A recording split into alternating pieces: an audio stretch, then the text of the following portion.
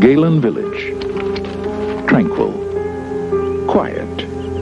A nice place to live. But something has gone wrong. Look at the bruises on the kid's neck. One hell of a large hand. His spine was crushed like a piece of balsa wood. When the sun goes down, something stalks the streets of Galen Village. Joe wants to call the Attorney General. Have him send in some help. What do you think I should do? Take whatever help you can get. 30 years ago in Galen, the same types of murders occurred. I think my past has something to do with these murders. No, Jim, listen. Something silent. Something lethal. Something or someone is killing the people of Galen. I think I'm going crazy. Every time he has this dream, somebody dies. You're talking about actual materialization. What kind of a quack are you? The boy's in the clear. He's not in the clear. Every time this kid has a dream, somebody in this town dies. It is real. It is alive. It is among us.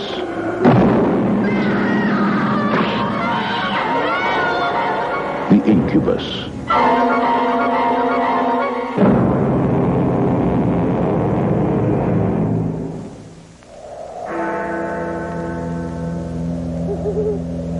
Before your funeral, and your coffin lid is closed. Before you are buried, and your flesh turns cold. Before you are covered with the last shovelful of dirt, be sure you are really dead.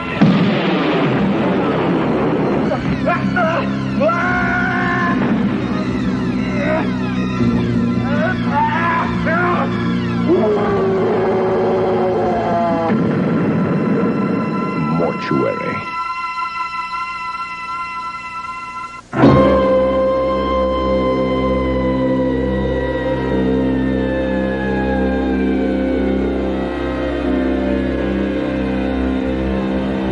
You guys ever play with girls or just yourselves?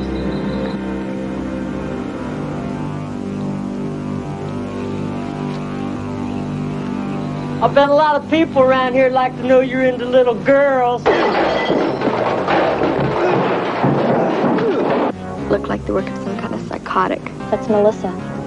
She was the last person to see Johnny alive. Hurry up! I'm not swimming alone. God damn it! Open the door! Hey, I'll leave when I'm ready, old man.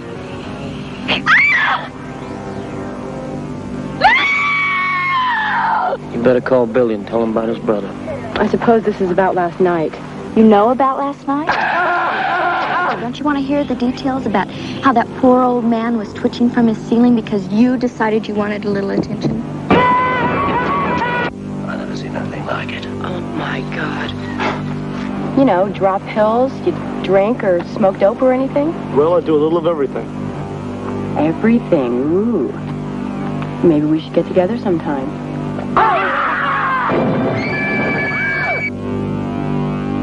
Something evil is here. Sweet 16. Rated R. 17. Not admitted without parent. A certain kind of girl joins Pi Theta sorority. A girl who likes to party and likes to get close to her friends. A girl whose extracurricular activities were more daring than most. A girl who could turn her fantasies into reality. One more sling won't set us back, any? Then again, Pi Theta was different from other sororities. I'll get back at you, the last thing I do! Because in this sorority, nothing is off limits, as long as it's fun for the girls. So when it came time to say goodbye, they decided to make real sure that no one would ever forget the girls in the house on Sorority Row.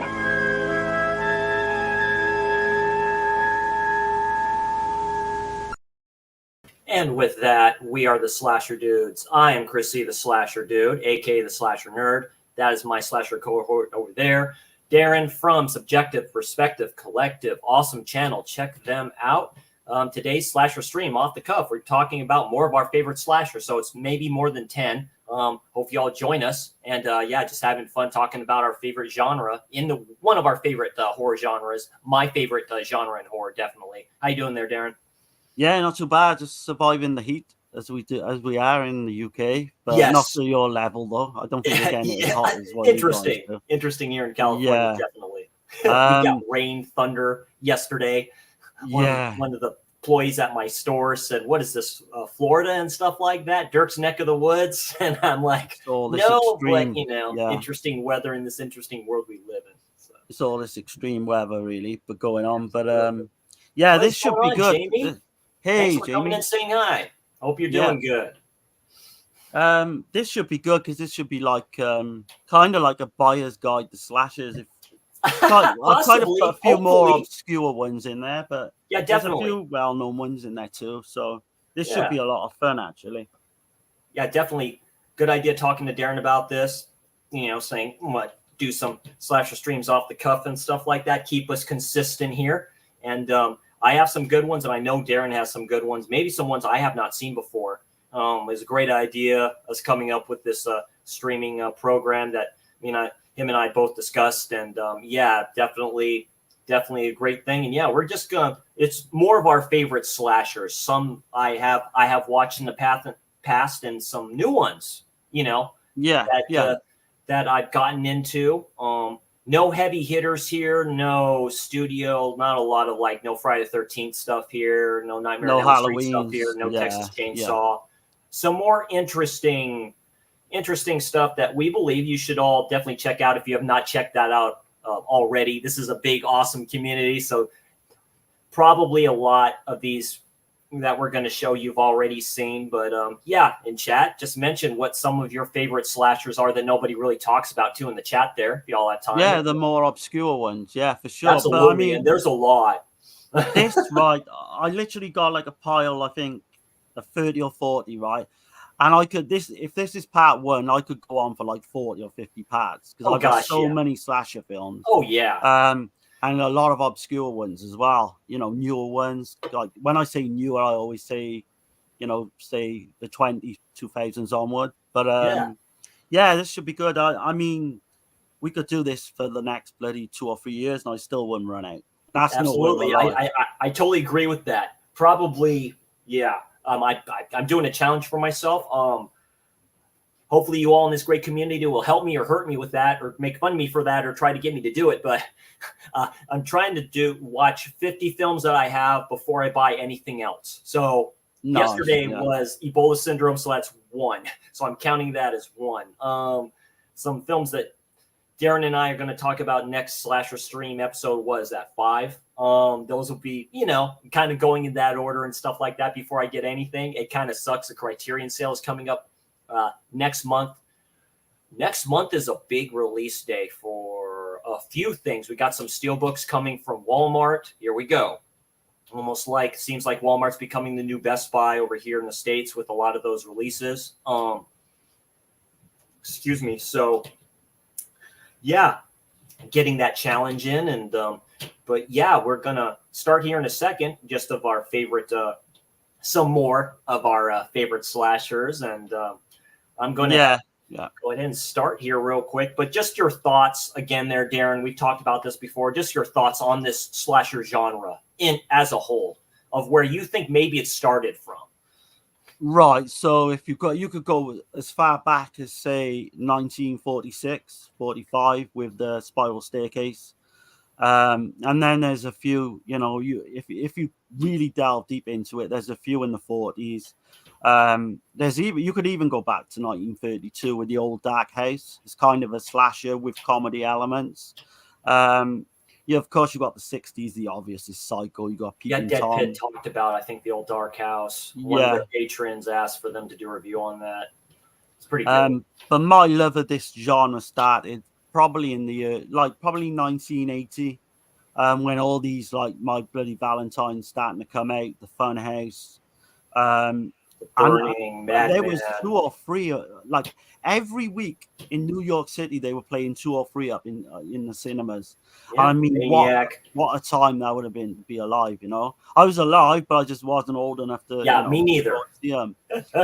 Me neither. But you had 2 or 3 bangers every week coming out. You had Terror Train. The list goes on. Prom Night. And I was just renting all the shit I could, like every night, you know, going up to the local video store. The Burning I saw early on, the Prowler, you know, none of these. None of those are mentioned here, but just like great stuff. Yeah, like you say, going back that far, House on Haunted Hill, the original one, Vincent Price, that has heavy slasher elements. I watched that for the first time a few years ago. Just a silent killer kind of go around taking out some of those people in that house. Done very well. And it's like really great stuff. Like say Psycho, just some there's a ton of them. William Castle films as well. I think there was a few of them that come out. I mean, absolutely. Yeah. There's, if you dive into it, you'll find there's a lot more than you realize. But the main start of where this actual subgenre kind of kicked off was obviously the late 70s Halloween. Halloween, giallos. I mean, a lot of giallos, I think, almost all giallos are proto slashers, and they really are. Yeah. And Carpenter's even said that, I think. Here we go. That's interesting. She mentioned the Neon Demon. That's very interesting, Jamie. I could agree with that. Yeah. I could agree with that. Cherry Falls, I've not seen yet. Hellfest, I love Hellfest. Valentine, that's a good one. And Graduation Day. Yeah, a trauma film with Christopher George and some other heavy hitters. Yeah, Vinegar Syndrome released that. That's some good ones. That's some good ones, Jamie. That's a great list because I'm glad she mentioned Hellfest. I'm happy she mentioned Hellfest. I love the Neon Demon. I think that's a great kind of Giallo-esque film. Cherry Falls, I really like a lot. Valentine, I need to give it another go. Josh Hartnett, it was okay for me. But Hellfest, David Boreanaz. Yeah, David Boreanaz. Angel. I'm not going to say what role he plays, but that kind of spoiled it for me. Yeah. Hellfest is just a classic. I may even have it down there at some point. It's a new classic. Yeah, Hellfest was real quick with Hellfest. That was directed by Mr. Kirkman, creator of the Walking Dead. So very interesting, and he was involved in Renfield too. So his basically take on the Funhouse. So that's a good homage. That got me back into slasher films. I saw Hellfest in the theater. What's his name? The guy who played Candyman makes an appearance in that too as one of the ring masters. Tony Todd, yeah. Yeah, Tony Todd. And Corey's in here. What's going on, Corey? Wilkie's Movies and Music. I'm going to be on his channel on Thursday. They're doing he's starting his Decades of Horror, the 70s. And nice. We're going to be talking about that. He has a big bunch of people on there. Check that out when you all have the chance. That's a big one. Huge grats to him. Doing great stuff over there. Thanks for joining in, Corey. Just talking about the sick obsession we have here with horror films, really, and slashers. And thanks for whoever's joining. We appreciate that. It's kind of midday here. It's later where you're all at. So, going with California time. So I will go ahead and start. Yeah, go for it, man. With I saw this on TV on Channel 36. It's probably one of the greatest horror TV films ever made. It's definitely a slasher, and it's a revenge film, and that's Dark Night of the Scarecrow. With I've got it on my list as well. Yeah, Charles Durning. It's just Charles Durning, Tanya Crow, Larry Drake, which will be in another film I'll mention. This is an all-star cast. And produced by Bobby Frank, written by J.D. Directed by Frank DeFolita. This might be one of the best ever done for its time. It's the best TV. One of the best revenge stories ever. This character, I'll bring it up here. I do have IMDb to help us out here a little bit. So I'm going to get a share screen up here because I have this guy out. And we're going to talk about it here. We're going to close that. So, the director, Frank DeFolita. Got the writers, stars Charles Durning, Robert F. Lyons. Yeah, Robert F. Lyons, too. Good actor. and Claude Earl Jones, and the dude I mentioned. Cast of characters right here. Yeah, Skeeter, just great stuff. And then, of course, the great Larry Drake as Bubba Ritter. So this is a revenge story. Yeah, Bubba is what you'd call a special needs. He's a man child, and this girl is what is it? Is she raped there, Darren? Or they think he's doing kind of shady stuff with her, right? They kind of think that it's implied, but obviously I think we find out later on in the film that none of that, basically, in a small southern town, 4 vigilantes wrongfully execute a mentally challenged man, but after the court sets them free, mysteriously accidents begin to kill them off one by one. It is creepy. It's a very creepy film. Very creepy film. Great kills in here. There's one kill, was it in basically in one of those big silos where grain is kept and stuff like that. Basically, he hides as a scarecrow. He's done that before. They find out and they shoot the hell out of this guy. It's really very tragic. I love the ending to this. Charles Durning can always play. He is a great actor. He could just play this seedy SOB, but basically, man, Rothbury, they kill him there. They kill him, shoot him up there, and he's just hanging there. And then the ending is so good. It's so heartwarming. I'll spoil this for a bit. You see him come up to the girl and give her something. I think it's like a flower or something like that too, because she knows. The girl knows. But yeah, good kills in this.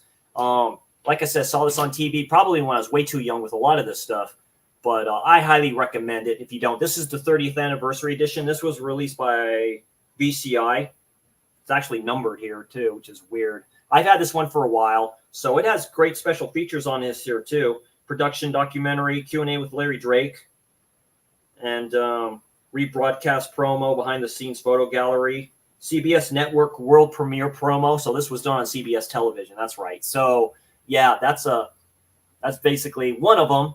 I don't think it gets talked about enough. I know there's a Dark Knight of Scarecrow too. I forget who's releasing. It's like a double set of 2 of those films. So, but Dark Knight of Scarecrow. I've heard bad things about that. Yeah, I've heard really bad things about the sequel. And this is the 30th anniversary edition. Yeah. Marvelous, and I was terrified, and Vincent Price said that, the great Vincent Price. So you know it's good when he mentions that. But yeah, that's just very creepy images in that film. I don't know why they didn't kind of try and get a theatrical release for it, because it stands alone as probably the best TV film I've seen. It's early 80s. Ever made. But that's when you could 81, I think. Yeah, you can still 1981. So you could still, like I say, different time, and films like this show it. I have not watched Bad Ronald just yet.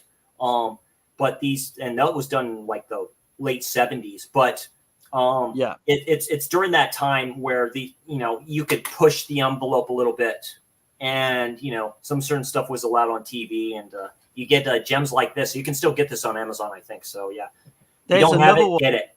There's another one called Don't Go to Sleep, which came out a year later on a TV slasher. That's one I highly recommend, but it's never come out on DVD or anything. I think you can see it on YouTube, but it's in a really kind of really bad print. Stuff like that. Open House is another one I need to check out too. With what's her name? Adrienne Barbeau. Yeah, I've never seen that one. That doesn't have a release on anything either. I don't think. Maybe VHS. I've got a VHS. That's it. Yeah. I've got a couple of things to start off with, but not slasher films, but they're 2 documentaries. Oh hell yeah, go ahead. Right, so if you're just starting out, in getting into slashers, then this is highly recommended, and it's called Go Into Pieces. Oh yeah, I was trying to get that off Amazon. Yeah, a lot of people recommend that as a good slasher documentary. So you've got all interviews with, I think it is John Carpenter, Sean Cunningham. You've got Fred Walton. But the way it's done, it's like one of the best documentaries I think I've ever seen. A lot of 4 channels have said that. there's a lot of love that went into Yeah, this. they say and it's one of the best ones done. There's a few, but he says that's one of the best. That's probably why it sells out really quick. That's part of a collection that you can still get some of their stuff on DVD, like what, they'll say it on top of the DVD, the collection that's part of. So the way this came about was Adam Rockoff made a book called Go Into Pieces, which I highly recommend. I do own it. Yeah. And this is kind of based off that, and they went through everything in the book, and they kind of put it on screen type thing. It's just a labor of love, and you can see all the hard work they put into it, and I highly recommend this. I mean, it's a must. There is another way of getting this as well. So there's in the UK, there's a Last House on the Left 3-disc DVD, and it comes as an extra, like basically. Oh yeah, they used to do that. Disc. You get the whole disc and everything. Right, they used to do that. It's almost like before they had secret stuff, like on certain Blu-rays, like secret films where you have to scroll, to find it. Yeah. Very nice. So highly recommended that one. So that's Going to Pieces. I may have to see if that's available on YouTube to watch. Definitely. But yeah, definitely. Cool. Yeah, very cool, Darren. Yeah, absolutely. Very good stuff. Let's see. Yeah, Neon Demon could be considered a cannibal movie, but I see it as a slasher. I agree with that. Oh, yeah. Anna Jallow. It's all three of them, I think. Yeah. What did you do to her? I ate her.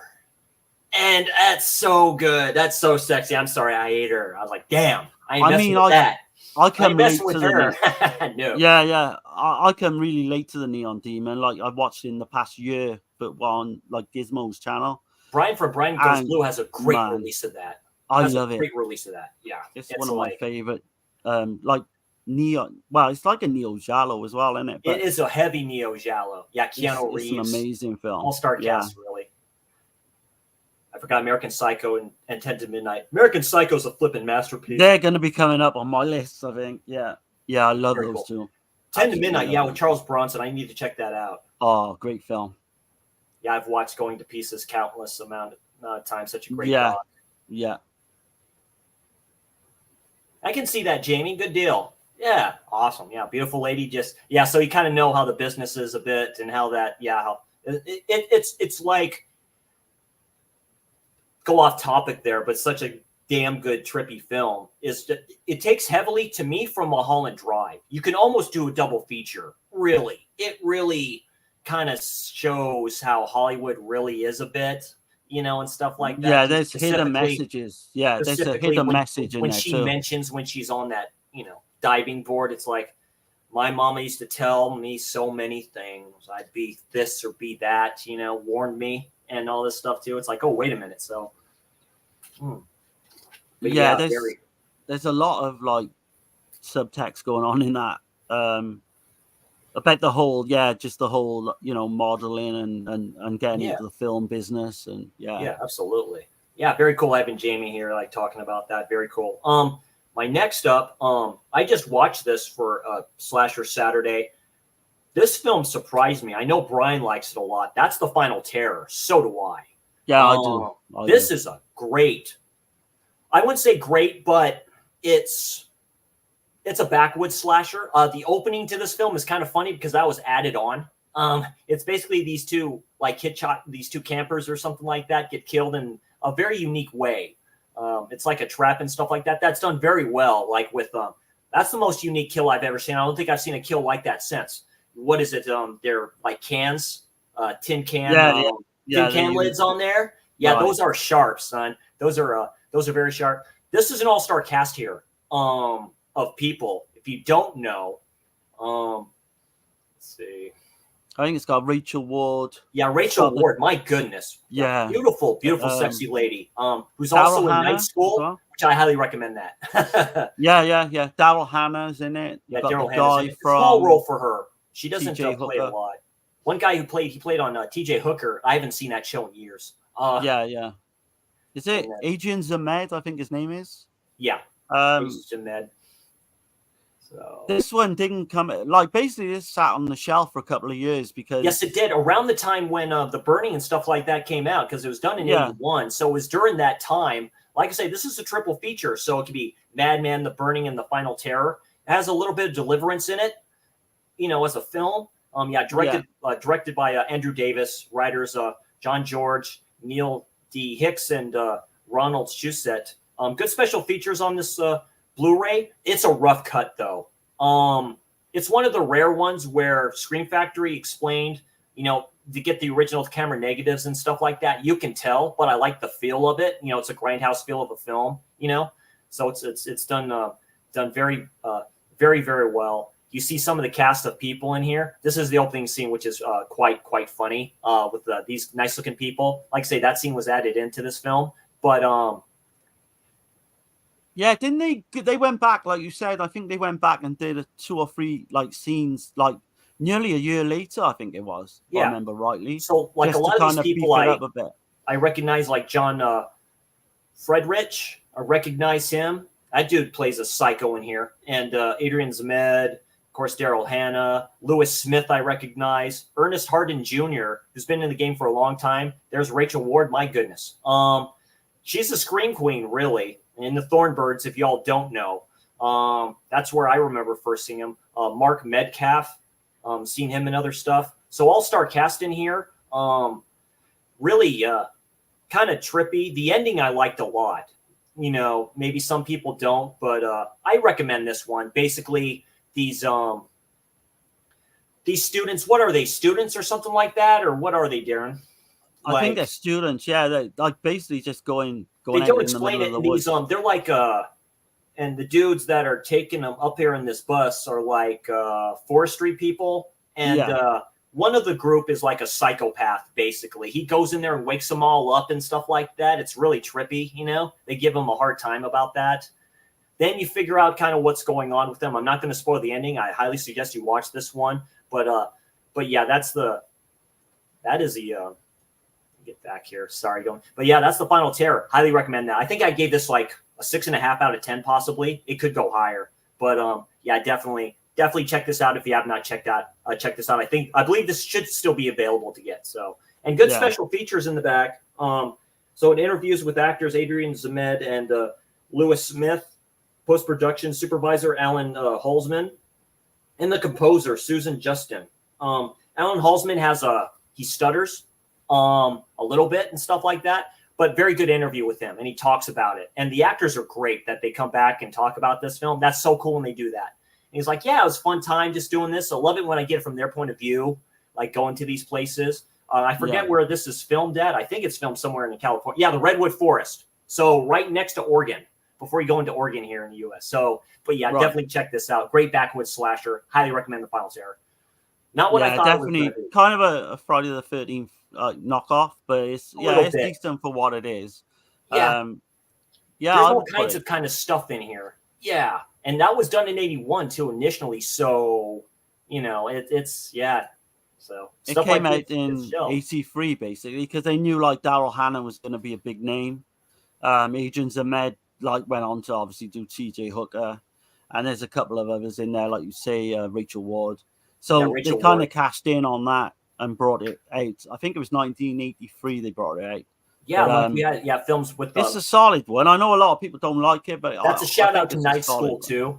That's a shout out to Night School. Rachel Ward is in that. My goodness, that shower scene is great. That's all I'm going to say about that. That is done very well. But yeah, she's a great actress. Great actress. The ending to that as well is great. Yeah. Oh yeah, there we go. Next up for me again, doing the documentaries out the way. There's one called Slice and Dice, the slasher film forever. My camera's terrible, I know. Oh, Slice and Dice, yeah. Yeah, this one's pretty good. That's a great cover. Yeah, it's not as good as Going to Pieces, but it's got Justin, the guy from Mysteria Lives. He had something to do with this. But you've got interviews with Larissa Rose, you've got Tom Holland, Adam Green, Toby Hooper, Mick Garris, Corey Feldman. And it's Tom Holland great interviews all the time. I don't know. There's something about Tom Holland. He does really, really good interviews. But not just the documentary with this, you get like an extra disc. And I think there's like a commentary track and they go through a load of trailers. Oh, dude. It's really good. Don't go in the backwoods as well. There's another kind of extra. Don't go in the backwoods. But, I don't know if you can still get this. You might be able to. I don't think it came out on Blu-ray, but Yeah, see if you can get it on eBay. Maybe I'll. It always makes me wonder if Severin ever thought about releasing docs on 4K like that. If they ever thought about it, because the guy who runs Severin, Brad at 4K10 Revivals mentioned he does really good with the docs that he does. He does better with that than other things. So, yeah, very good, Darren. Surprisingly, there's not that many documentaries on slasher films. Surprisingly, but yeah. It was like, say, during that time, you know, like, say, in the 90s came around and then it came back with Scream, of course, and all this other stuff, too. Hey, Jane Doe, what's going on, Jane Doe lady? Hey, Jane. Very, very cool to see you in here. Thanks for joining. Very cool. Hey, what's going on, Pope? Pope the Pap Smear? Just right from Bloody Moon. Rituals, yes. Initiation, Killer Party, Mortuary, Splatter University. Yeah. I've not seen Splatter University. Bloody Moon, yes. That's a quick shout out to that. God, dang Pope, you got me thinking. Bloody Moon might be Jess Franco's best film. Next to Dracula. I've heard really good things about Dracula that he did, but yeah, there's something about Bloody Moon. It's so good. It has giallo elements in that too. So I love Bloody Moon. I love Rituals as well. I think that's one of the best kind of Deliverance style, knockoffs. But yeah, absolutely. I got a couple of them as well in my What's list. going on, Guy? Very cool to see you in here. Yeah, Will Smith. Hey, I hope so. Will Smith is a big dude. He is a very big man. Yeah, I don't. Yeah, he played Muhammad Ali, ladies and gentlemen. It's okay, but do what Dario Argento did. Hey, keep my wife's name out of your mouth. yeah. Very, very cool. Bloody Moon is a masterpiece. Yeah, that's not a bandsaw. It's like a saw they used to cut concrete. That was taken out, and they put that back in there. So good. Mrs. K, you gotta see the trailer, like. Yeah. Hey, Miss Gay Man. But you got to see the trailer, The Bloody Moon, if you've ever seen the film. Because with the bandsaw, the way they cut that trailer. Yeah, where they cut that from. Yeah. It's one of those trailers I can't put on here. I'm like, you guys suck. It's like, right. And stuff like that too. Good interview with them. But yeah, it's, like I said, is kind of what is with that. Okay, my next one up here. Me and Darren have talked about this one. And this was part of a double set from Scream Factory, and I love their double sets. And this is a good double set, to tell you the truth, and that's Visiting Hours with Michael Ironside. Yeah, this I love it. Really good. Now, I know JT doesn't like hospital films and stuff like that. Slashers in hospitals, like, the whole Halloween 2 thing in the hospital. He says this is probably the best one that's done in there. And this is a serial killer slasher. Michael Ironside plays a very, very, very disturbed individual with mommy issues. Who is tracking down this reporter, very strong woman reporter. And it's almost like Eyes of the Stranger, it is. Yeah. Yeah, she's very strong with her opinions and stuff like that. Ironside is this janitor type person that works I think almost at this ice rink, but as it shows him like on the Zamboni or something like that, he's like listening to the radio and all this other shit. And it just eggs him on to do this stuff too. He's a very sadosadistic character. I love Michael Ironside. Great character actor. This is one of his best roles, in my opinion. He is a sick SOB in this. Very disturbing. He breaks into her house the first time and molests her, beats her ass and almost molests her, and continues stalking her. She ends up going to this hospital. Will Shatner is in this as well. It's a very good one. I highly recommend it. I do have the IMDb page set. I think Lee Grant plays the news reporter, doesn't she? Yeah, Lee Grant.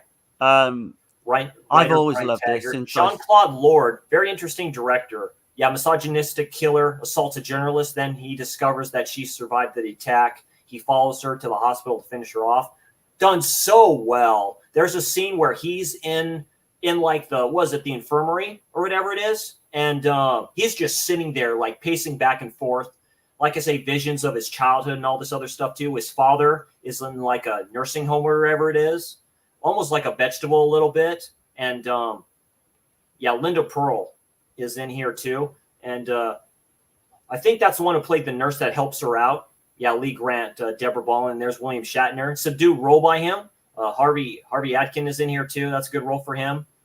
Very good good stuff in here. This is a very good slasher. It's very disturbing. Yeah, done in 1982. I highly recommend Visiting Hours. I'm sure everyone's kind of seen this. It's just very good. He breaks into that house again, done very well. Yeah, it's kind of rare, actually. I think. Well, it was rare for a while.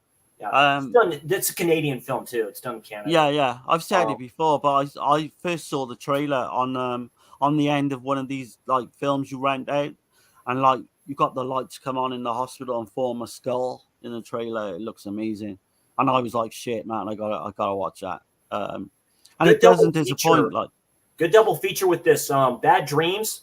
It's a double feature because both these things have in common. They're both done kind of like at a hospital place. Bad Dreams is a good one too. It plays the dude that it's the cult leader. He recently passed. He's in Invasion USA. He's in that one, but he plays a cult leader in this one too. Who it's like a mass suicide. Is that Richard Lynch? Maybe? Yes. Yeah. This is really good too. So this is a good double set. You can probably still get this one too. I highly recommend this. Try to find it for a kind of cheap price and stuff like that. This is one of the early kind of double sets, but this is the best one. I love their double features. But yeah, definitely check out Visiting Hours. Very good. So yeah, definitely. Very disturbing. Right. It does go well with curtains. Yeah, Pope kind of said that with that. I think interesting with curtains. Yeah. I think Eyes of a Stranger, like you mentioned as well, is perfect. It goes extremely well with that. Yeah.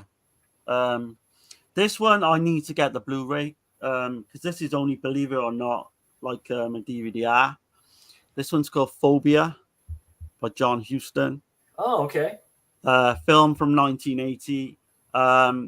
It's got Paul Michael Glazier from Starsky and Hutch. He plays this psychiatrist. And what I love about this is all the victims in this kind of have a phobia, but they get killed by their phobias. So there's Lisa Longley from Class of '84. She's in this as well, in a very memorable bath scene. And they like all of them keep getting picked off, but it's like all by their phobias. It's really, I think it's a fun one to watch. I know it completely bombed when it first came out. It's like a psychological thriller. It's a slasher, I think. Okay. But I've heard people call it that as well. Okay. I recognize some of the people here. Yeah, just for the death scenes alone. One that's never really gets mentioned by anyone. And there is a Blu-ray out. I think it might probably be American Blu-ray. Okay. Which I need to get. But this was another Canadian. So this is, when Prom Night and all them were coming out. At the time. That was the director right Highly recommended, I think, Phobia. Scrack. Very good. Well, I've never heard it called great. Yeah, great stuff here. We're to put an end to their fears. Yeah, it's kind of unique as well, the way they do it. Oh, wow. Oh, shit, I wanted that. Quad poster there. It's just different versions of it. John Huston. Yeah, there's the Blu-ray, though, you're talking about. I think you dig it, Chris, to be honest. Yeah, VHS and stuff like that. It's cool when they do this. Those are probably pictures that they send in to IMDb. That's a good one. I'll definitely check that one out. That's very good. Highly recommended, that one. Yeah, very cool. Very, very cool. J-Do mentioned that, Jeff was taking the kids out and stuff like that, too. Yeah. Geeky. Oh, yeah. Chris R. Yeah, absolutely. Yeah, that'll be coming there, Jane, and stuff like that too. I'm going to be with your son on Corey's stream on Thursday, and but we'll talk about something geeky probably for some time like next month and stuff like that. Just want to make sure everyone's available. And sorry I haven't gotten to those films yet, but I'm going to. Very, very sorry about that. That's unacceptable for me not to watch those. So Visiting Hours is a great one. Goes well with curtains. Yep, I mentioned that. And yes, absolutely. RP to Donald Sutherland. Mine would have been The Great Train Robbery. Watch Forsaken, where he acted with his son, 405. Oh, very cool. Yeah. Guy does actually good reviews on those films. What do you think his best roles are, Darren? Don't Look Now. Don't Look Now? Don't Look Now. Clute would be another one. Clute, I think is his best. literally, I think it's his best. Him and Jane Fonda, they go so well together. That's an all-star cast of a film too. The late Damn, they're almost all gone. That's another one that Schreider is in that one too. Doesn't get mentioned a lot. Lockup is very good. He plays the warden. Was it Eye of the Needle? I still need to check out that one too. I think he plays like a Nazi doctor or something like that too. But he's done a lot. Like say MASH. May he rest in peace. Good age to kind of go 88. I know he was ill with something. What his son kind of said. So yeah, rest in peace to a great actor. A counter culture type of a dude. But sometimes he can just act so like, Invasion of the Body Snatchers, of course, Ordinary People. He is great in that. Got Best Picture. It's hard to go against Don't Look Now though, because that film MASH is very good too. Of course, man. Invasion of the Body Snatchers. Everyone remembers that. JFK. That interview with Kevin Costner he does as like a mole and stuff like that too is done very well. Backdraft as Ronald. That's really funny. It's like, Ronald likes to play with matches. Yeah. It's like, tell him the story, Shadow. Tell him why you're called that, so good. But yeah, may definitely rest in peace. Yeah. Great actor. And kind of great stuff here.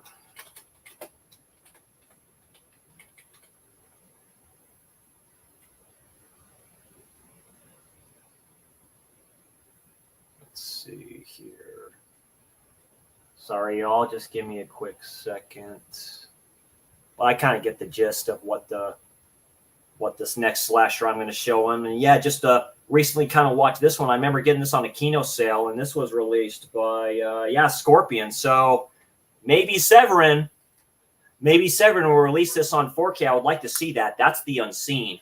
With Barbara Bach. My goodness. Yeah, Barbara Bach and the dude we were just talking about from The Dark Knight of the Scarecrow, I believe. And, Sidney Lassett's in it, I think. Yeah, Sidney Lassett's in here too. Stephen Furst. This also, not HRO, Stan Winston had a part in this film as well. A little bit with the kind of practical kind of stuff. I think they consulted it and stuff like that. Basically, it's a hire in the house type of a situation. This reporter or the Barbara Bach playing very beautiful. Didn't know much about her until you figure out, married to Ringo Starr and all this other stuff too. Of course, she's in The Great Alligator. Been in a few Lindsay films, but Martino films, but her and her friends, obviously, looks to be an abusive relationship, but she's doing this report in this town where this festival is going on, basically. And I forget the dude's name. It was like they're trying to find a place to stay. It's like this hotel, but it's not. It's a museum. Yeah, he does really good where he invites them. He's like, "Yeah, you can all stay here," but it's like it's very done very well. It's like a double face type of a thing and stuff like that. Can you explain the film a little bit for me, Darren, real quick? I've not seen it for a while, but Danny Steinman is the director, the guy who went on to do Savage Streets and Friday Part 5. It's been a while, but you've got these three women, haven't you? Or these, younger women, I should say. And you kind of got this hidden killer. Isn't he like kept in the basement or something? He's kept in the basement, so it's like a hider in the house type of a thing. He's kept away. Because it's the dude and his sister are staying at this house. Right. And the sister seems to be a little messed up for some stuff. I don't think they introduced to her. I did find it, IMDb one, because there's a lot of stuff that's called The Unseen. But this is the best one. So here we go.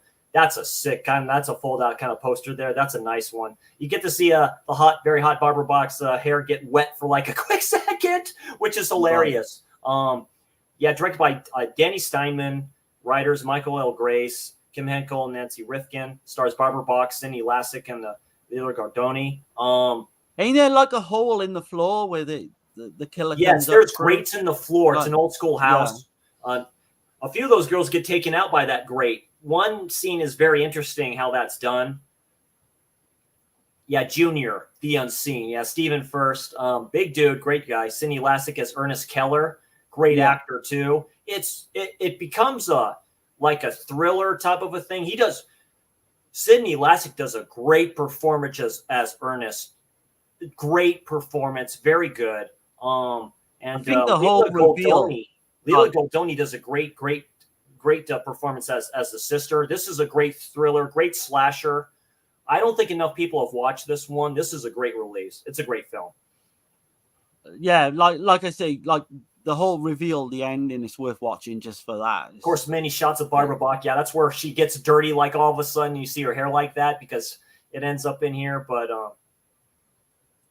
Bond girl, of course, and yeah, there you go. That's basically one of the kills right there. There's her piece of shit boyfriend. So you think at the second, Yeah. So yeah, and her friends go there, start just doing these interviews and stuff like that, but they need a place to stay, so they end up in this the dude's house, really. This upstairs area and stuff like that too. There's something insidious going on. There just is, and it's done. Done very, very well. All those beautiful ladies right there. Underrated, it is just really underrated. Yeah, definitely. So good kind of. I looked through some of the special features on here. It's done very well. Because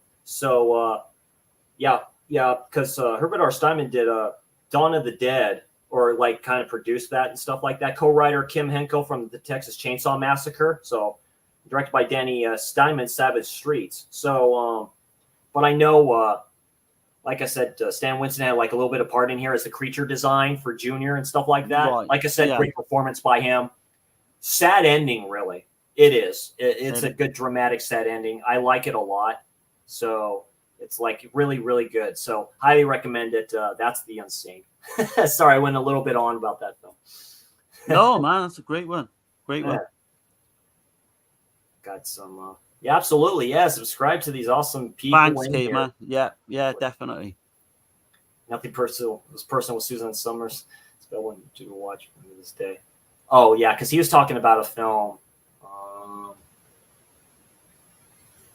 I watched Fantastic Blake nights ago, freshen up on it. Can't wait to hear what you think. Yeah, that was one of my picks for the geeky to watch. Fantastic Planet, 1977, early animation type stuff. It's an impactful animated film. Is when those ones were done during the time. He was in Nothing Personal with Susan Summers. It's available on YouTube to watch. Funny to this day. A little sexist for today's audience. Yeah. It's like you got to separate the art from the artist sometimes. But like Three's Company. It's not for everybody. But it's still one of the funniest sitcom shows like ever done. So definitely like that. Well, a Fall Guy actor doing more than working with Lee Majors. Yeah, absolutely. Okay, there, Darren, go ahead. What's your next? Right, so this is personally one of my highest recommendations. So it's the original, The Town That Dreaded Sundown. Hell yes. I mean, the backstory to this film basically is it's based a true story. The Phantom Killer. He was going around. I'm not sure what part of America. I think it's in Dirk's neck of the woods, south. Texarkana. Texarkana. And basically, he was a Phantom Killer. He's going around killing women. And even to this day, no one knows who he was. No one got no inkling, got no suspects, nothing. Not at all. The ending scene to that is done very well, and they redo that in an 80s Giallo film called The Killer's Still Among Us. Almost done tit for tat for that. Yeah. It's unique because it's got a very documentary style feel to it, like the way it's shot. It feels like a TV film. Very iconic look at the killer, which obviously I think Friday the 13th copied it for sure. Trombone. That's I was gonna say there's a musical instrument kill that you've got to watch in this film. It's bizarre. I think it's one of the most bizarre killings you'll see in a slasher film. Ben Johnson. Great cast, Ben actor. Johnson. Yeah. He's the main one, I think. He plays the guy trying to, the police trying to find the killer. But there's a great scene where they're chasing the killer and this train goes by and he's hiding behind this train, and some of the imagery in it is fantastic. They come out with about 10 years ago, they came out with a remake, which I really like, which is which he complete returned different for. spin. Yeah, which Ben Johnson returned for. He died in 1996. May he rest in peace. I think maybe it's somebody else I'm thinking of that reprised the role as him, but right, I think Gary Cole, I think. That's right. Another great actor. So he played that to a T. Yeah. And I mean, it's worth watching because I highly recommend, even though I haven't got it at hand, the remake as well.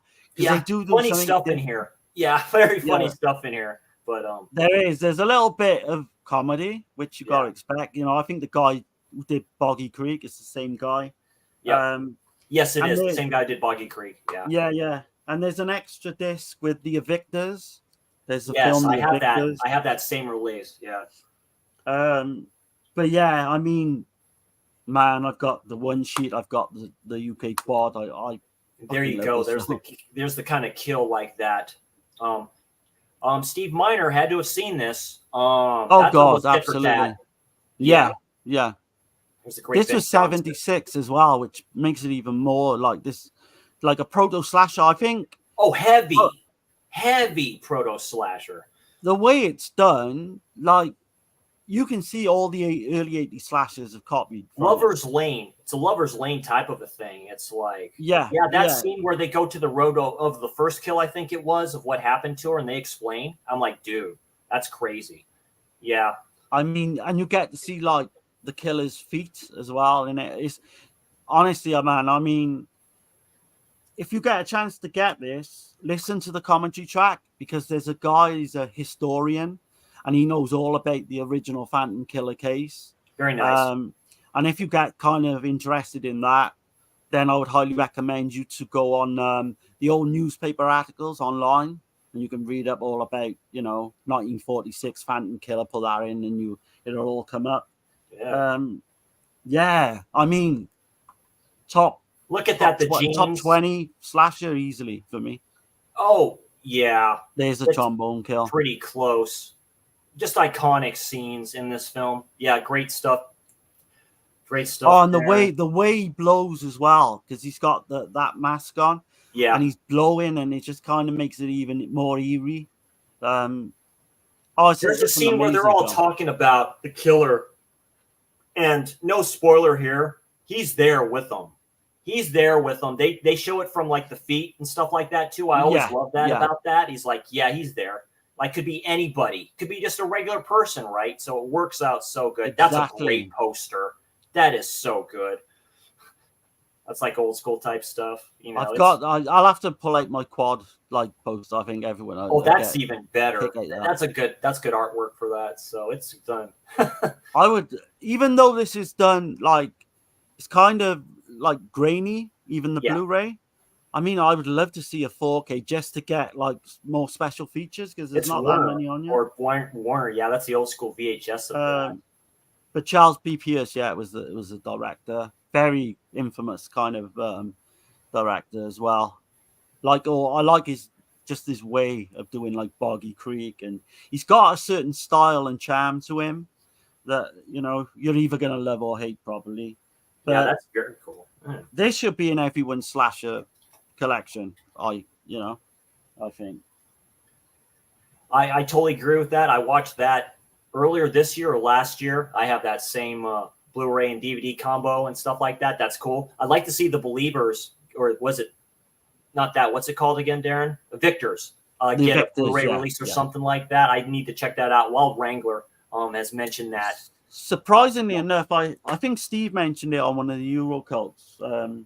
Might have been Steve or Dana, but this one, I've never seen the Evictors, but I've heard it's got like slasher elements. So it's like now I've pulled it out. Maybe kind of like a Backwaters type of a thing, these people that lived in the outskirts and stuff like that, doing that stuff. Another one, this is great. I know it gets shit and stuff like that. Bill Paxton is in this, and Bo Stevenson is in this one. Of course, I'm talking about Butcher Baker, Nightmare Maker. I was going to pick that one, but I'm glad you did, yeah. Susan Terrell and Bo Stevenson, my God. Susan Terrell playing a crazy aunt, a sadistic, crazy aunt. Yeah. You can't do this shit anymore. This is a great film, definitely a film for its time. There's another a version of this. Susan, like I say, Susan Terrell, Bo Stevenson. This is, of course, the Code Red release. And good stuff on here. And then, of course, an early role by Bill Paxton, the late great Bill Paxton, and Bo Stevenson. Back there, great actor in his own right. Boy, he plays a shady son of a bitch in here. So basically, the film just starts out. This dude's a kid and stuff like that, and his parents. She's taking care of his her sister's son. She waves goodbye to him, and then they get in a horrible accident. Meaning, no spoiler here. She messed with the fucking car. And it's a great scene. They all tumble down and stuff like that. Boom, all this other stuff too. And that's how this thing starts. And then he wants to go away to college and stuff like that. He's dating this girl. They're doing the do and stuff like that. But she's infatuated with him.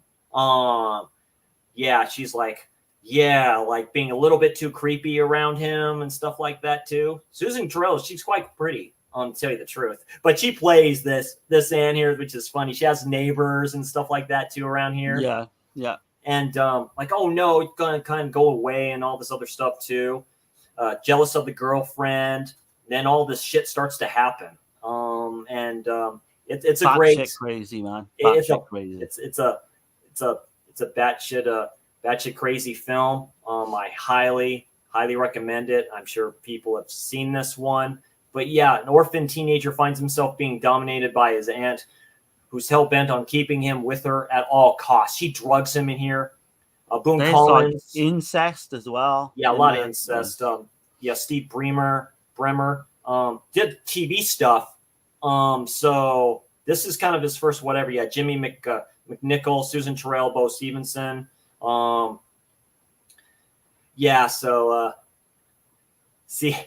See him in his stuff. He's a good actor too, big man, but boy, he just plays an asshole in this. It's just like, no, it's this guy doing this. It's not who you think it is. There's a murder that happens. One of his fellow police officers finds out. That's the guy. Is that the guy from Silent Night, Deadly Night? It looks like. Yeah. He was the toy store, the toy shop, toy store guy. Yeah, her. And stuff like that. Yeah, there it is. Yeah, it's like you get that accident there. Yeah, she's like finds a lair lake later on and all this other stuff. There's the coach, who she tries to set up and all this other stuff too. And the cops, why do you think this one didn't get? Because this should have been a lot bigger film than it was. I think maybe the incest and all that kind of probably a lot of films got dogged. This was during the time, like say Siskel and Ebert probably read the stuff and say don't do it. It's during this generation like that.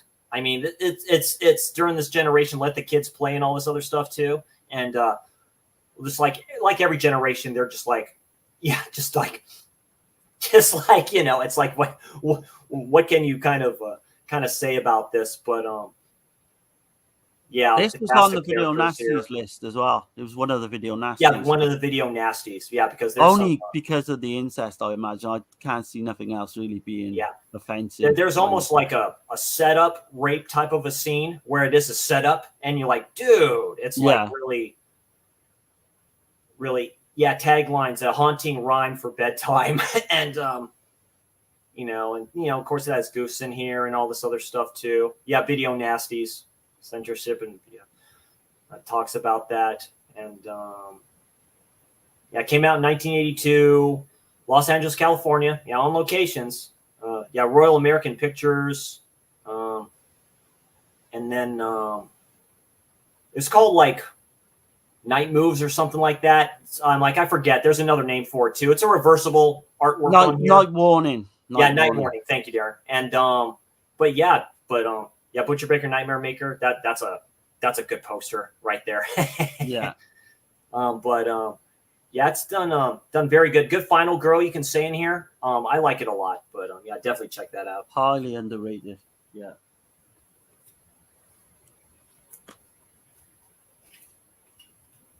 I still need to pick up the 7 release. Still have the Code Red DVD. Yeah, I do as well. Oh no, I think I've got the Blu-ray. I think I upgraded it actually. I never came with a slip. No, mine didn't either. Until now, basically, with the 4K and stuff like that, too. So next up for me is one of my all-time favorites as well. This one does not get mentioned at all, sadly. And it's Silent Scream. Oh, okay. Ooh. So this is Barbara Steele, 1979. You've pretty much got so there's heavy psycho elements to this, and you'll know once you see it, what they Year of are. my birth. Yeah. Yeah. This was a major success when this came out, because this came out just after Halloween.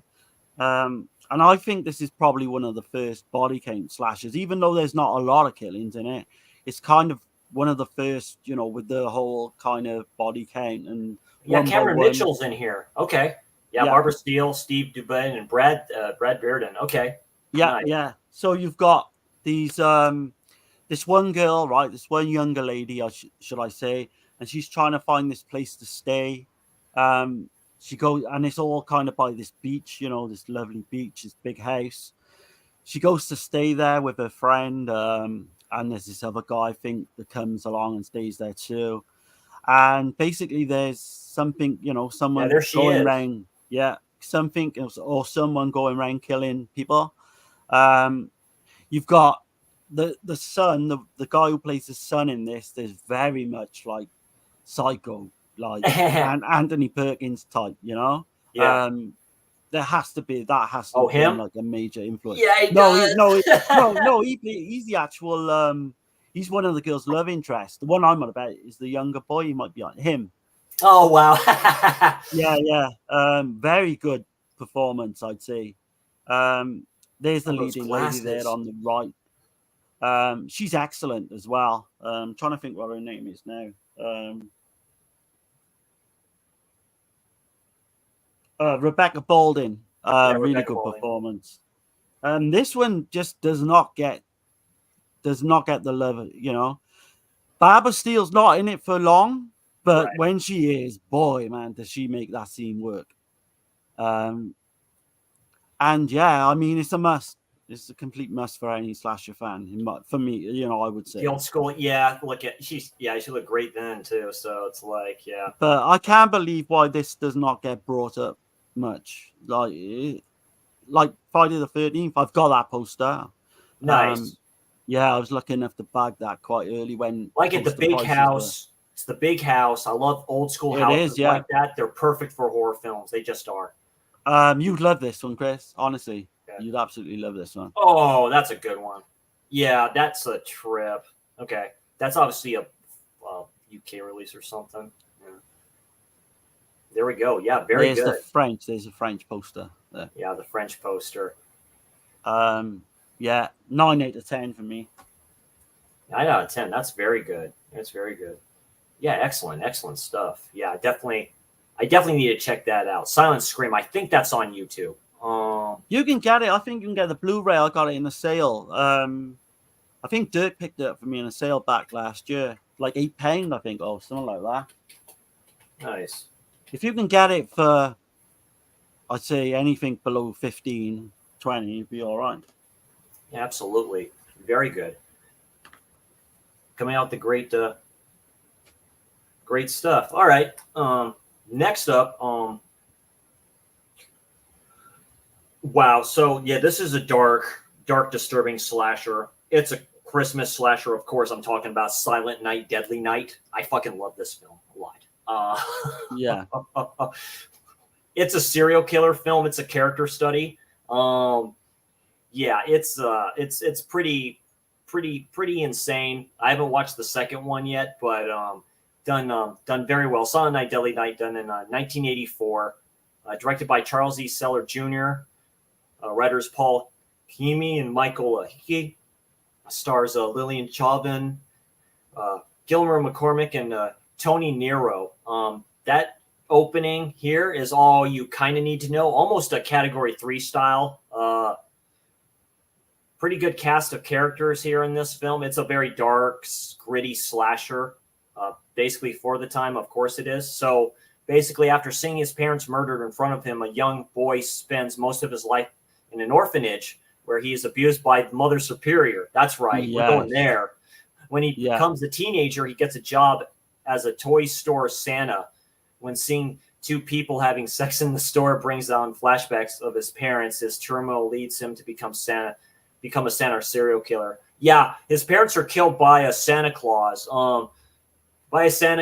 He's like pulls him over, like getting ready to rob him. He molests the mother and kills her right in front of him. He's like behind the bush and stuff like that. That dude gets away. And there's a scene with his grandfather, I think, at the start beforehand. Yeah, which is creepy as hell. And then the actress that plays Mother Superior, God, she's so good. What a bitch. But basically that's how it is. I love kind of films like this and stuff like that. She was kind of too good in that role as well, because she does way too good. Like come across way as too a good. bitch. He finds his way there, and that's done so well. Hides so well. This is a great slasher. It just is. Yeah, some early scenes like that. Done very well. There's a kill. I think they're like, are they either coming down like a snow, like in the snow, Yes, or they're coming down like they're coming down the snow. Yeah, going down the clay. I mean, that's a great kill. That's one of the best. The girl in there and stuff Linnea like that Quigley too. turns up as well in this. Linnea Quigley. Yes. And she got a very memorable scene with I've seen her in other stuff as well. Is it like a deer stuck on the wall and she gets impaled? Yeah, deer head stuck on the wall and he lifts her up. Yeah, very iconic scene. This guy, like I say, he's in here. Yeah, he's the toy store owner. Yeah, he's the one I just mentioned earlier. Classic toy store. Yeah, this and all this stuff too. It's like done very well. Kind of good flashbacks. There's his basically his mother figure, trying to help out and stuff like that. I think it's done very well. The ending is done very well, but this is a dark, like, think films like Nightmare on a Damaged Brain, Maniac, stuff like that. It's a character study slasher to me. It really is. You need to see part 2, because even though like 50% of that part 2 is made up from part 1, but in part 2 there's such a really bad performance by the guy who plays his brother, right? Eric Freeman. Yeah, the way the film ends, the first film ends. This ends. Right. It leads to the second film because you forget he does have a younger brother. So there's 4 sequels as well, which apart from the second one, I don't think any of the others I really liked. Yeah. Even bloody Mickey Rooney turns up in part 5. Yeah, he does. I have that set from Vestron where they did 3 is him like it's his brain or something like that. He almost looks kind of weird.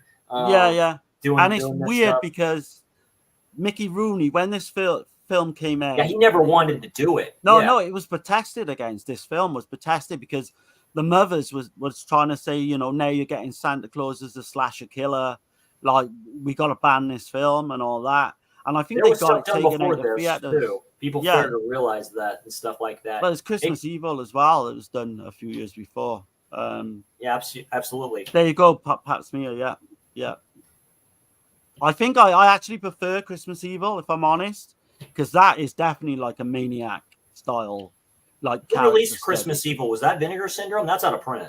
Originally, it was Matroma, but it is out on. Yeah, I think it was a Vinegar Syndrome. Yeah, Christmas Evil. It's the same type of conversation that the grandpa has, who you think is kind of out of his mind. That's a good scene like that. The parents come back and he's like, "Oh, whatever," like that. But it's like, is that in the Christmas kid's head? Evil is that in his head, just doing that? But yeah, Christmas Evil. Yeah, there's a scene in Christmas Evil. Don't open till Christmas. I know is another one. I've got that. It is. I've got that to come. But there's a scene in that as well in Christmas Evil with, let's say, like, someone dies by a use of a toy, and it is fucking brilliant, man. And the ending as well, which I won't give too much away, but the ending is like you'll be sat there and you'll be thinking, what the fuck? Yeah, absolutely. Have you seen it? You've seen Christmas Evil, Chris? I have not seen Christmas Evil yet. Oh, no. I remember just seeing the trailer for it and stuff. Yeah, I won't give away the ending, but you'll be like, holy shit. Like, honestly. When the holidays come up, but definitely will be one to check out. Yeah. Right there, Darren. What else do you got? So this is another one of my all-time favorites. Like, I'll be honest, it's When a Stranger Calls. Mine too. That's a nice release, Darren. I have the. Yeah, this is limited. Yeah, what can you say about this? So this was basically taken. The director made a short, and I think he based it on a scene from Black Christmas, like the whole opening. Yes. So This you is a get character study if I've ever seen one. it is, yeah, it is. It's it goes off into a different place, like about 20 minutes, half an hour in. But I kind of like that. People don't. So you get this, this character on the front. Yeah. Trying to think of her name now. Oh, it come to me on there anyway. But yeah, she basically gets stalked by this killer on the phone. He's kind of like, he's telling her he's watching her. He can see everything she's doing. He knows, like, basically, what she's up to. And it's really creepy. I mean, you can see the influence from Black Christmas. That's kind of unmistakable. But just the whole film, really. So you've got the killer. There's no real mystery to who the killer is. But the guy who played the killer is a guy called Tony Blackley. And what's so kind of eerie about it is that he was dying of cancer at the time. So he's on screen and he's very thin. He's like, you can see there's something not right. The guy died fairly shortly after this as well, because I think it was terminal cancer as he was filming this. So yeah, the great performances by him, great performance by the lead, Carol Kane. Yes, one of the best openings to a film like ever. Like, I think it's the best 20 minutes. A lot of minutes. people shit on this, that's the best thing about it. I love the whole film. I think it's a character study. You're talking about this guy, right, Darren? Yeah, Tony Blackley, yeah. That's a great scene in the mirror, like literally. It's like, AK, again, like stuff like Nightmare in a Damaged Brain. This is a character study, right? You're looking at this. He doesn't want to do it, but it's like... No, it is. There's a scene in a bar where this guy beats the shit out of him as well. It's like... Yeah. Fucking realistic, man. Yeah, where he's like this, like that lights the woman's thing. He just walks in here and stuff like that. Yeah. You don't know, kind of, it's him. Charles Durning does great in this, like he always does, man. He wants to kill his bastard. He really does. He gets. They don't spell it out for you, but I think I think it's him, but they don't kind of spell it out until the end. But the first 20 minutes is probably it's as good as any 20 minutes of opening of any slasher film. A lot of people don't like the character study that comes after, which you said you like. I like as well. Yeah. There's on this, right, interesting, like on this. Carol Kane is great. Carol Kane is great. Oh, she's amazing. Just had that look to her. She's just really good. She stars in the sequel as well, which is on here. But there's a 15-minute short called The Sitter, and that's on this release as well. That Fred Walton based the film on. Yeah. I mean, it's top tier. It's 9. Yeah, he's a detective because he was there when it happened. Like, say, this is the classic lines. You know where the children are? It's like I'm upstairs have with you checked the children. Yeah. It's like, all this other stuff too, and it's like, bro, they do that time skip, which is insane. There's a scene where he calls there at the restaurant, and she breaks down, like right here, breaks down, and I'm like, wow. I want to say this has got its finest. I want to say this has got Charles Durning in as well. Yeah, him right there. Yeah, he plays the detective, and he's trying to kill him, trying to find him, kill him. He tries to get one of his partners help for that. He wants nothing to do with it. Like, it's a great character study for everybody, in my opinion. It's probably one of Charles Durning's best performances, in my opinion. I have the Mill Creek release with the retro VHS slip cover on it. I just can't find it at the moment. But yeah, this is a great film. I like it a lot. Oh, I know. The release you're on about, is that the one with Happy Birthday to Me as well? Yeah, the same. Yeah, same type of those retro covers. It's like this. It's this cover right here. It's really good. Yeah, Every Babysitter's Nightmare becomes real. Like I say, it's a character study. It's done very good. That's a good one too. So it's like, Chris, I would actually say, kind of keep an eye open. I know you're not buying stuff at the moment, and don't fall back on that. But kind of keep an eye open for this release because it's just outstanding. This was a UK release, but they did exactly the same release in America. It's almost identical. I can't think of which. You'd be easy to track it down anyway. Because Mill Creek is basically bare bones release, but I remember seeing it because that was out of print. It probably is. I remember finding it at like Barnes and Noble for like $20. So it's like, it's a retro cover. That's a good one. That's the VHS cover. That's the cover I knew it from originally. There she is when she kind of breaks down there. Yeah, great. Yeah, great. All in all, great film. I can't speak highly enough of this one. This is top tier. This is, Black Christmas, and it's up there with them for me. Oh, yeah. Like I say, 1979, the year of my birth, and great music. You just can't beat that. Like him on the run. Like I say, there's a great chase scene with him and Charles Durning chasing him through this thing, and he loses him and all this other stuff, too. It's just... I've not seen the sequel, though, have you? When a Stranger Calls Back? I have not. Which is on I've heard here not as great well. things about it, but I need to definitely check it out. I think that was a TV film. There was a there was a TV film that was like When a Stranger Calls. I forget the name of that. But Carol Kane comes back for the sequel as well. Yes, she does. So does Charles Durning. So it's like... Oh, okay, yeah. So, definitely. Very good. I got the classics coming on, and you can't beat classics like that, like Pope-Thomas Papsmear says, definitely. Next up, Canadian film. This could be a Christmas film, so I'll kind of go on with that scene. This is very good. Independent film. Kind of indie type film, but The Brain.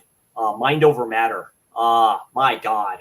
This is a good one. So, kind of a little bit like Nightmare on Elm Street. This has a guy who played in Reanimator. That guy there you see on the top left. So we do have the thing up for that. I've never seen this one. 1988. Done in Canada and stuff like that too. Done very, very well. I have the page up for that, so I'll just share that. So here we go. Yeah. Psychologist with an increasingly popular TV show brainwashes his audiences using a giant living brain. A mischievous high school student is sent to the Psychologist Institute and becomes determined to expose him. Directed by Ed Hunt, writer Barry Pearson, stars Tom Brenshaw, Cynthia Preston, and David Gale from Reanimator. He plays, here we go. So he's kind of like a hotshot, smart, nerdy kid at this school. And finally, like, he plays a bunch of these tricks on the people there at the school and stuff like that. He does something to the toilets and stuff like that in the bathroom, and they call his parents and say, you need to send him to this place. It starts out a very good kill at the beginning with this girl and stuff like that, too, in this bedroom. I highly suggest people check this out.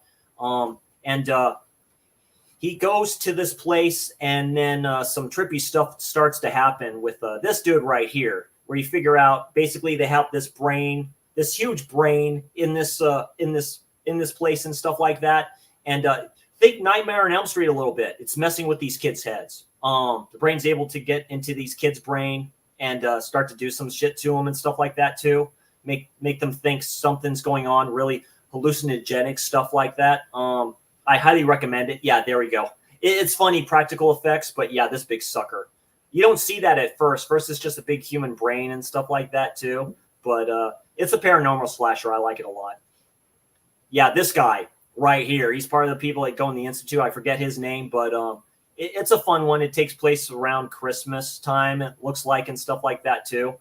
Yeah, they start to go through his brain. I've heard of it. I've just never got around to seeing this. Like, I didn't even slasher, to be honest, so... It's a creature. It's more of a creature feature, but I do consider it a slasher because of the opening. Okay. But I recommend everyone check this out if you haven't. It's definitely a fun one, in my opinion. Like I say, done in 1988. Yeah. So you have some good characters in here. Yeah, there you go. Great special feature on this release. It talks to a guy who's a huge fan of this film, who reached out to the director, I think it is, and he has a shitload of different versions of this film, posters of the film, VHSs of it and stuff like that. He shows all of his VHSs of it. So this is a good, it's not a special edition from Scream Factory, but it's still a fun one to have. But yeah, I highly recommend it. That's The Brain. Mind Over Matter. Great stuff. I heard about this film from the film Bloody Birthday because there's a special feature on that one where this guy talks about mentions this film like really quick. So that's the same director, I think. Then yes, yeah. I think it's the same director as Bloody Birthday. Yeah. Yeah, Ed Hunt. So yeah. So basically, yeah, Tom Brinshon, Cynthia Preston as Janet. George Buza as Verna. Great actor. Seen him in a lot of stuff. Of course, David Gale from Reanimator. Almost playing the same type of part here. It's a pretty trippy ending. So I like it a lot. And I think a lot of people would like this too, but it's definitely a good independent type film for its time. Like I say, the later 80s and stuff like that. And you get some interesting stuff. And that's one of them. And it's one of the better covers for that. So, that's it. I did that. I think I did this for Terror Tuesday. So, that's the brain. Just organizing my stack. Yeah, go ahead. Okay, here's a good one. So this one's, I say fairly newer, but it's got to be about 10 years maybe now. The Final Girls. Oh, okay. This is, I think this was actually rated PG, if I remember rightly. But this is done so well. It's like, it's basically like a Friday the 13th film, but set in like... is it 2015? Yeah, 2015. But Farmiga's daughter is in here. Yeah. It's unique, this film is. For the simple fact is, right, so you've got this young girl, her mother dies early on, and but she's quite well known for playing this role in this kind of lost kind of Friday the 13th type film. So they screen this film one night, and like miraculously she's able to walk into the picture and become part of the picture. Okay. She gets to see her mother all over again, and it's quite touching in that regard. But it's a pure slasher film. It's a camp slasher. Yeah. It's like an homage to him. Interesting. Yeah. Okay. Highly like. Yeah, there she is. Yeah. One of the best newest, and I say newer being, 9 years old, but it's one of the better ones, I think. Almost has a 90s feel to it. It's got the whole, I think it's 80s, like retro look. Yeah. It's amazing. It looks exactly like that as well. You've got the asshole characters like you do in all the Friday the 13th. Yeah. You've got the love interest because the young girl, and she's got like a boyfriend, that blonde guy then. And that's kind of good as well, because there's some touching things in, like it's not all... Like dark comedy type stuff. Yeah, it's not all gore. It's good they kind of lighten it up a bit. No, it's a good idea. I mean... it's a must for any camp slasher fan. I think it's a must.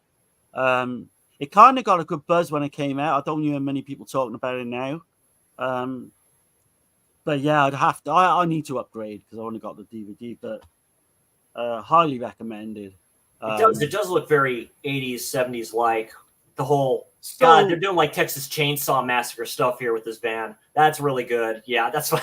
Yeah. Tayce is very young here. She's extremely young here. Dang, I'm getting older. Yeah. So what it reminds me of, but I think it's done a lot better than the Fear Street film to come out fairly recently, a few years back. Yeah. This is like that, but done a lot better. It's got that kind of feel to it. I'm a fan of the Fear Street stuff. I've only seen the first one, part of that trilogy. I like the first one. I didn't get to see the second either. Yeah, but I do like the first. I think the second one is 1984 as well. This almost pays homage to Demons too. It looks like, so they're all watching stuff in the theater and stuff like that. You would, yeah, because what it is, they're putting on like this lost slasher film. Chris, I'm not being funny, but you would love this. I know, for like, there's no way you wouldn't like this. And don't let the PG thing put you off as well, because it's campy, it's good fun. Like, it's the closest you'll get to like. Oh, that's right. This guy's in it. Yeah, he's hilarious. He's the comedy character. Yeah. Very cool. There you go. You got the flashback to 1957 as well, and it's no, it's a love letter, is what it is. The Friday the 13th. It's a love letter, completely. Yeah, all-star cast of people in here. It's very. The young girl is superb in the role, and actually the mother as well. I think the two of them really work. Like they got like this kind of special bond, and it does work, you know. Yeah, you get the good actors to play it. Ray Robb, I've seen him in other stuff. He's actually quite funny what he does, so it works. They all do a good job. The comedy guy, the blonde guy, the love interest, he's pretty good as well. Very good. That's a great. That's a great release from that. Absolutely. Yeah, highly. I definitely need to check that out. I've seen it on streaming stuff and stuff like that. I definitely need to. You would love it. You would check it out. Yeah.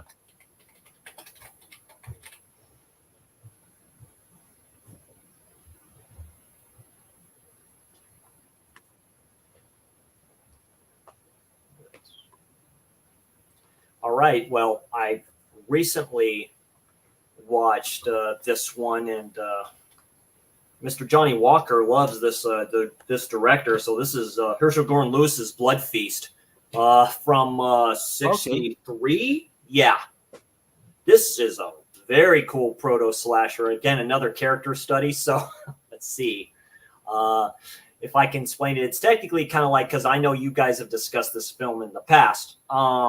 So it's technically an Easter type film and stuff like that, even though the god that they talk about is Persian, I think.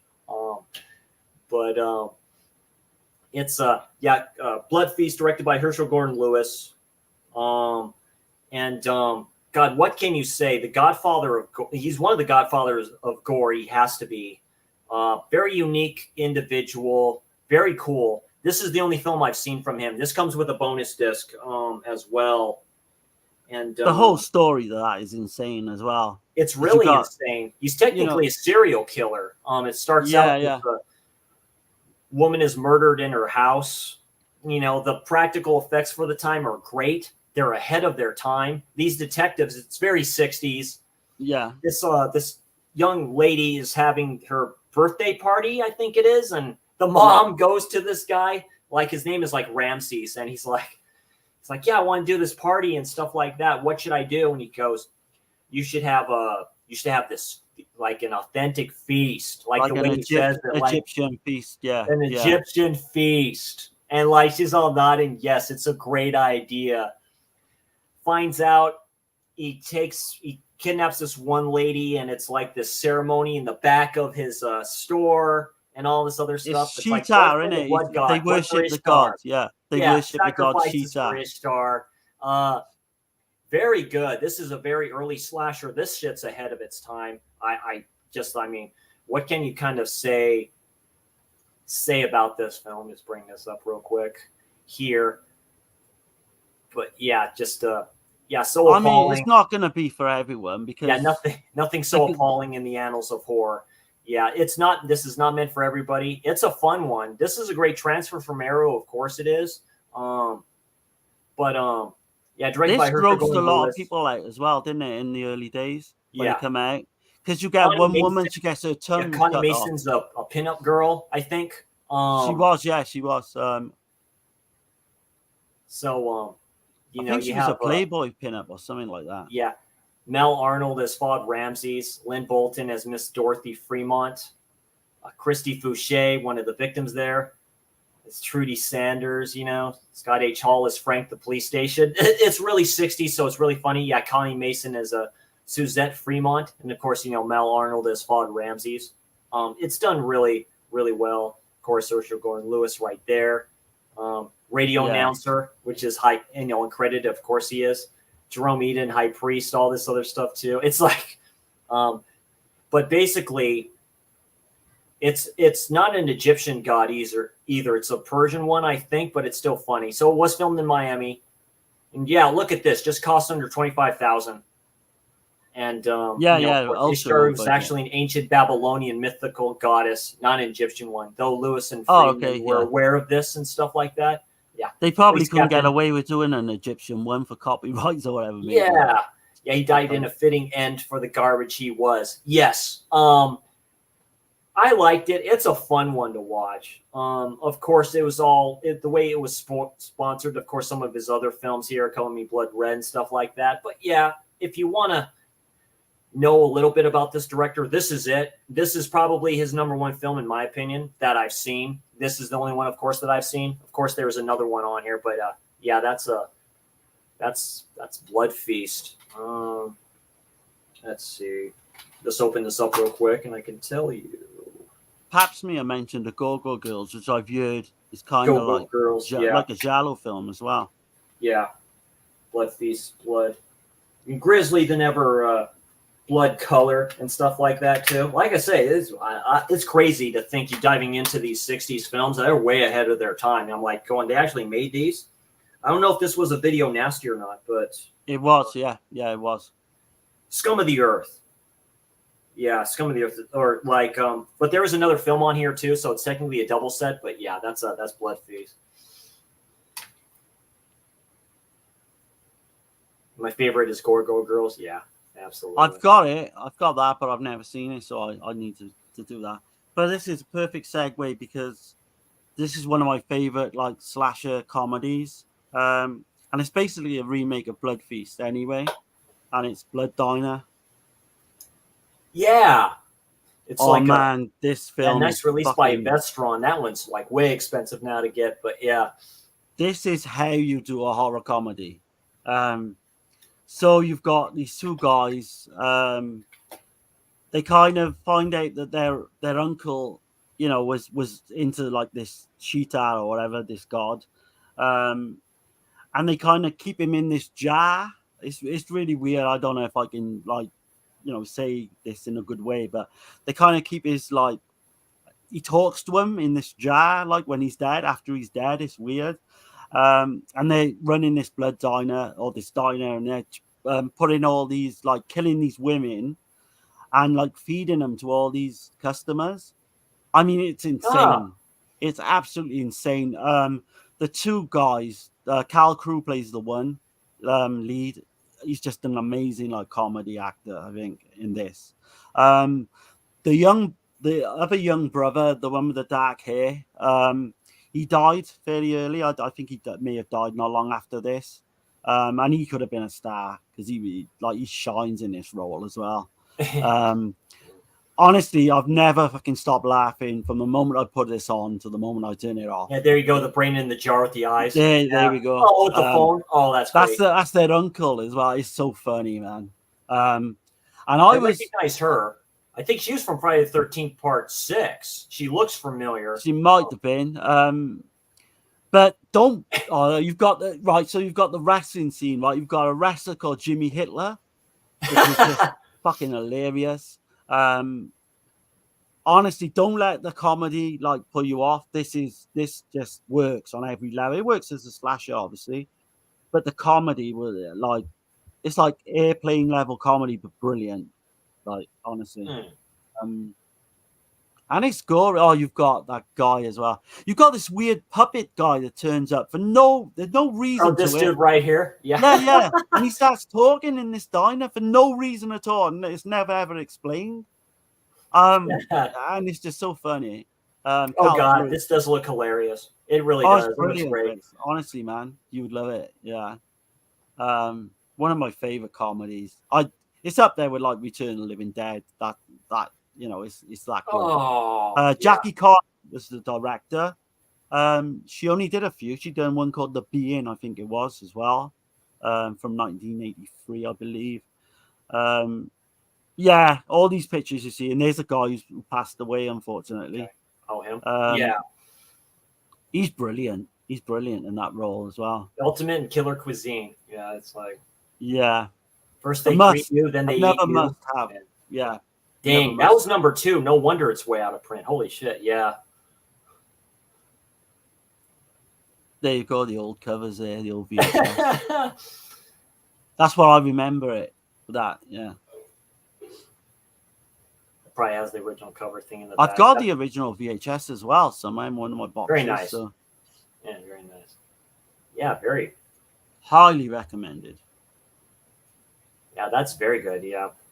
Blood Diner. Yeah, I remember, one of the streams you were on, y'all mentioned Blood Diner. They did them in kind of the certain orders and stuff like that. There's another one, too, has a picture of a clown on it. I think Vinegar Syndrome released. I forget the name of that one.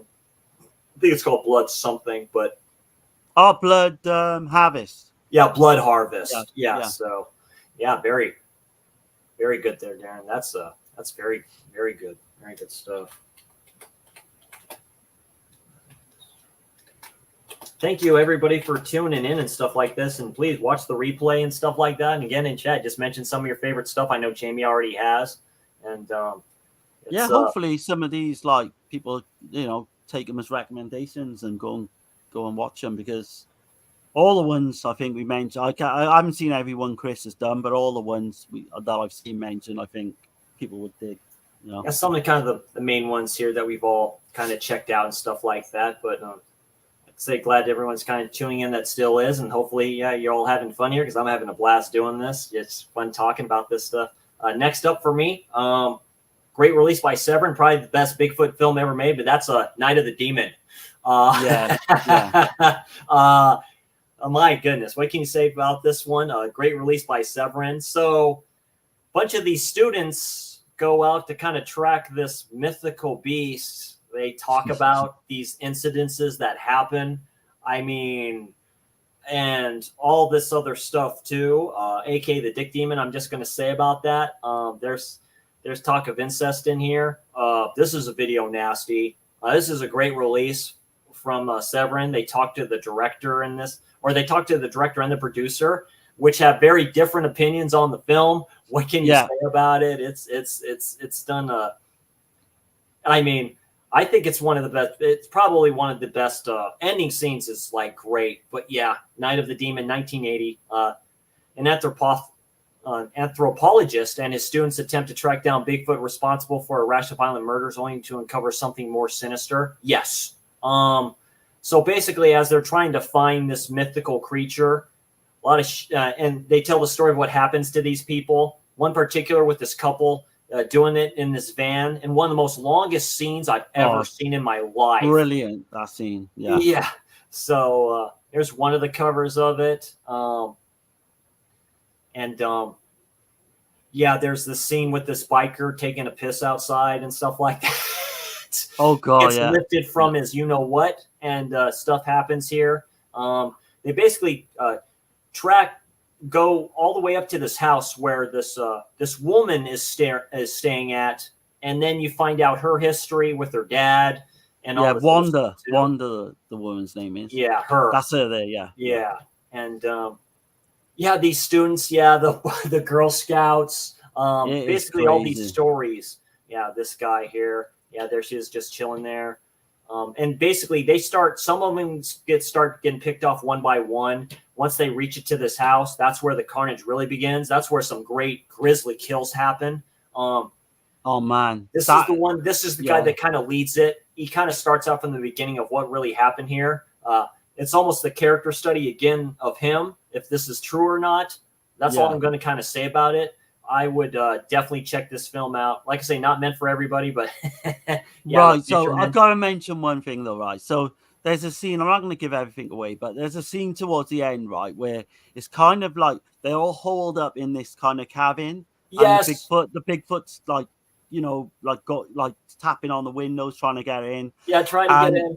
When he breaks in, he basically just attacks all these students, all the people that are in there. Yeah, and he rips the entrails. And he starts swinging them around. Shit, it's like there's a scene with the one chick. He kind of slams her against the wall. It's so funny, done in slow motion, which is very good. Like, like he that. Gets the one guy's face and he puts it on the hot stove. And then none of the continuity adds up to at the end as well. Yeah, there's the longest scene in the van. Goes a little bit too long for my taste. There you go. There's one of the shots. But there's a Bigfoot rape scene. Yeah, there's a Bigfoot rape scene in here. There's it's insane. It's insane.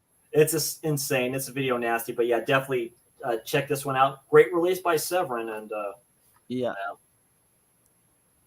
almost looks like House by the Cemetery a little bit, the way that picture looks. But yeah, probably one of the releases of the last few years, I think, because everyone wanted that for so long. Yeah, special features, disc one, just a little green kid out of Waco, Texas, interview with producer Jim L. Ball, who done a lot of stuff back in the day. Very good. But did you realize the director of it? Great interviews with them and the director. Flipping great. The film actually started out right as just a normal Bigfoot film. Yeah. And all those, the kill with the guy gets his dick ripped off and all them, we're all put in after. James West. Wes, and basically he says it's part of ruining his career a little bit, kind of like an art house type director. It's kind of funny listening to him, but great release. That's a great slip. But yeah, I don't know anyone who don't love that film, who's seen it, you know. Yeah. Night of the Demon, Bigfoot slasher. Why the hell not? So great creature feature too, but yeah, video nasty. Yeah. Right. So next up for me, it's got two titles. This is so it's known as The Redeemer, Son of Satan. Nice. And it's also also I still need known. to watch that. I have that release from Code Red, I think. When I need to get a the sale Blu-ray or something like that. No, I got that. I think from Grindhouse or something like that. I got it for like $20. Right. So this is like a lot of you American guys will know this as Clash Reunion Massacre. This is kind of like an Omen ripoff, but it is a slasher. I regard it as a slasher. You've got a bizarre scene early on where this boy just comes walking out of the water. We don't know who he is, why he's doing, you know, and he goes into this kind of like I think it's like this church or this school, you know, where they got heavily influenced by the church or what have you. Yeah, so his fist all raised up there in that green water. yeah, and he just comes walking out the water, and then, you know, I'm not going to give too much away, but what happens is, so you got all these people, all these guys there you're seeing on screen. They kind of go back to their because it's like sort of high. They go back to their old class reunion. Dude looks like a priest, but he's not. That looks the killer in this is so fucking creepy. Honestly, some of the scenes like with the mask, there's one of them, but there's even one more with like a skull mask. I don't know if that's going to come up. The way he preaches as well, the killer. It's honestly, man, it's so eerie, so scary. Like even now. And it's one of my favorite slashers. Easily, there you go. And you can't quite see it as well as what it should be in, you know, where you see it in the film. But man, it's creepy. And he comes up with these different characters every time he kills. Yeah. And they're all trapped in this school. It's just fantastic. It's fantastic. Yeah. This needs, even though it's come out on Blue, which I need to get, it does need like an upgrade, I think. Is that a Code Red release too? This is a Code Red as well. I can see Severin doing it. Yeah, there's nothing on in terms of extras, nothing. You know, theatrical trailer and that's it. But I'm just glad to have it. I've got the old UK VHS, which is similar to that one. I think that might be a US one. There's that skull. Class Reunion Hat Massacre. Oh, they put the fake hat on him and stuff. That's funny. Yeah. It's it's brilliant. I don't think it's going to be for everyone. That's the thing. But up until recently, I know you could watch it on YouTube. So if you don't want to like fork out for it straight away.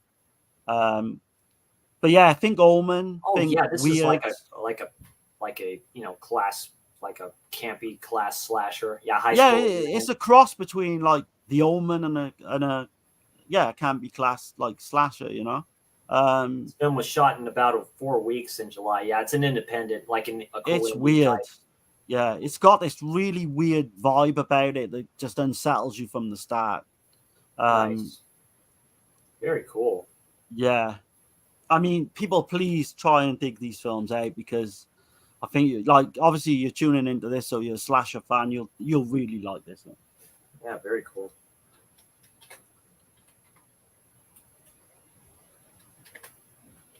And Pap Smear's just saying now he loves the Redeemer, which is good to hear, man. Yeah.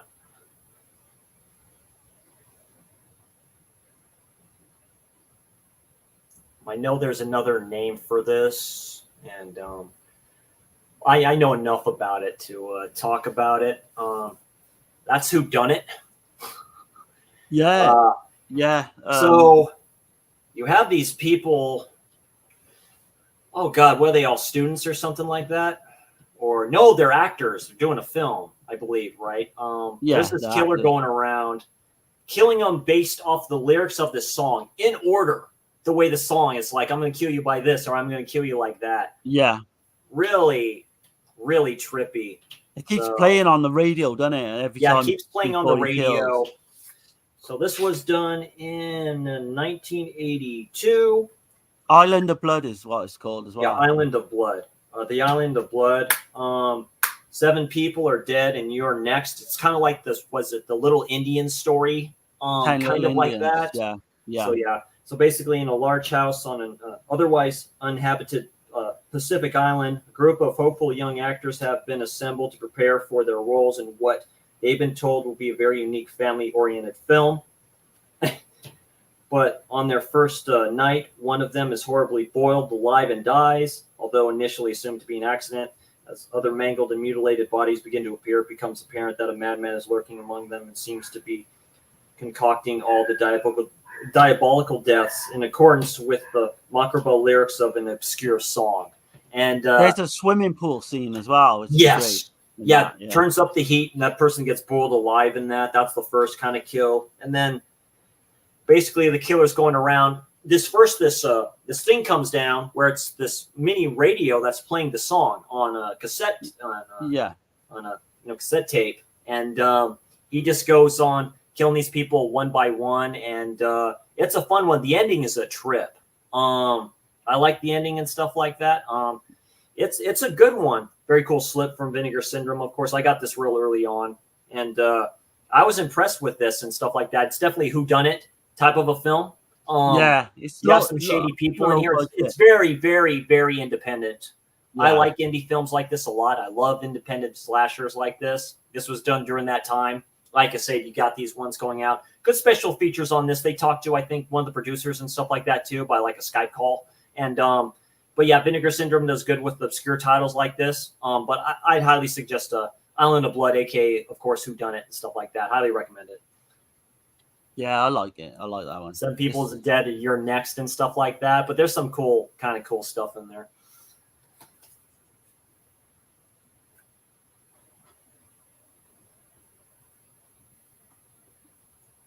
Right. So I'm next up. Yeah.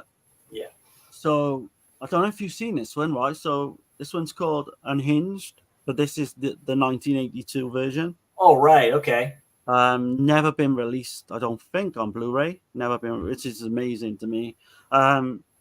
So this is another one very much like got Psycho vibes, without giving everything away.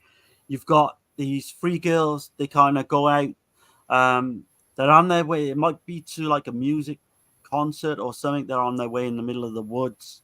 They kind of get lost. The car breaks down. It's been a while, mine. So these, I'm not going to be like dead on with all these facts, but yeah, they kind of break down. They end up in this really weird old mansion. You've got this really creepy mother in there. You've got the daughter. Like there's some strange, weird vibes going on between them two. They take these 3 girls in, or until they recover from the accident and that. You've got a really weird kind of like housekeeping guy, and I mean, this is all about atmosphere. It's not people like this is universally kind of hated, but it's so slow and all that. It just works for me. There you've got the car with the the rain at the start, and it's just creepy. It's just creepy. There's one of the guys there in the window. He's kind of stalking them. Yeah. And the ending as well is like there's a good chase scene towards the end. Good final girl, I think. And it's just one I've always loved, and I've never got why people hate it. I just don't understand that. Big house. Yeah, the vibe in that house as well between the mother. There's the daughter, which I won't give too much away, but yeah, looks like it's like a Grim Reaper type of thing because that's an actual scythe too. Yeah, so yeah, crazy. She doesn't. It doesn't end well basically for her. But yeah, honestly, Chris, I think you don't go out and buy it, I'd say, but definitely watch it because you got the whole Psycho thing as well. Yeah. Yeah, I dig it. Yeah, I dig that artwork as well with the ghost. There's like a ghost. I think I've got two DVDs of this. Oh wow, yeah, just holding it. But if you can get this one because you get director's audio commentary. Yeah, you get booklet notes and that. So yeah, it's weird. I think it's every slasher fan. I think should at least give it a go. I'm not going to say with this one that you'll like it, but I think it's you'll either love it or hate it. I think is what I'd say. I love that cover. That's the main cover I like. It's a video nasty for what it says. Yeah, it was. Yeah. 88 films. Okay. Yeah, they didn't bring it out. I think because of the elements, they haven't brought it out on Blu-ray. Because it's very grainy, very like maybe a VHS upgrade, maybe.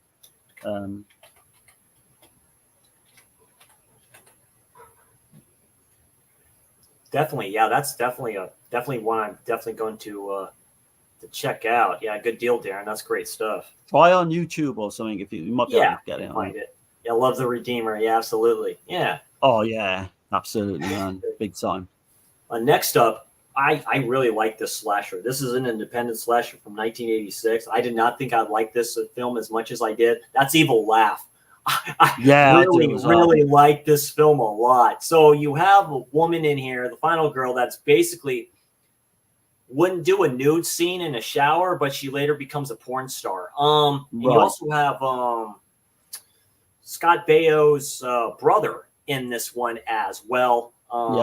It's done very well. Same thing. It's a rough film. Some cuts were hard, to kind of redo, but it's a good transfer for this one. This is a great cover from them. This predates Scream a little bit, with one of the characters being a huge fan of horror films. He's reading, I think it's the premiere issue of Fangoria.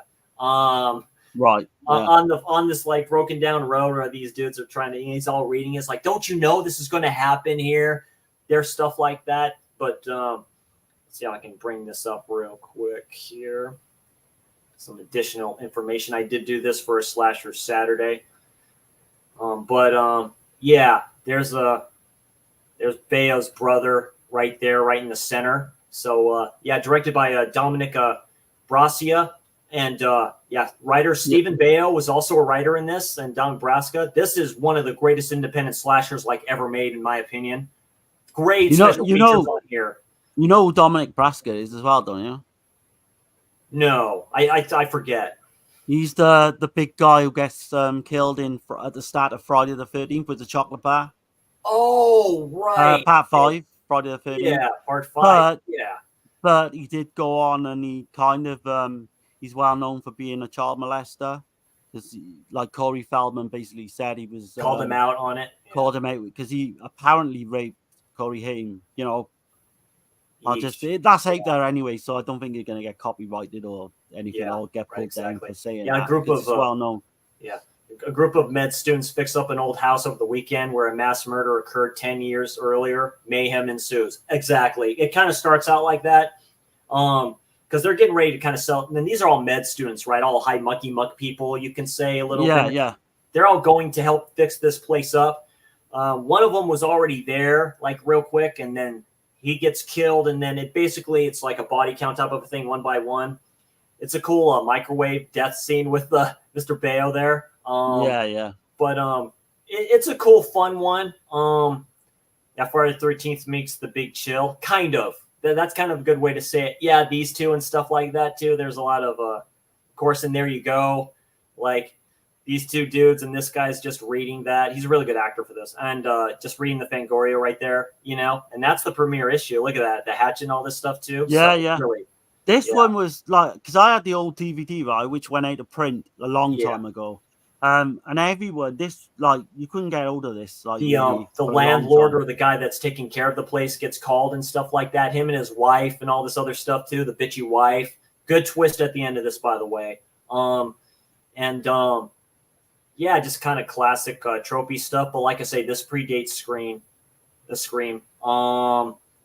Wes Craven had to have seen this to get certain ideas and stuff like that. But yeah, this is just great. It's hecka funny. Good scene with the killer underneath the bed, in my opinion. Done really well.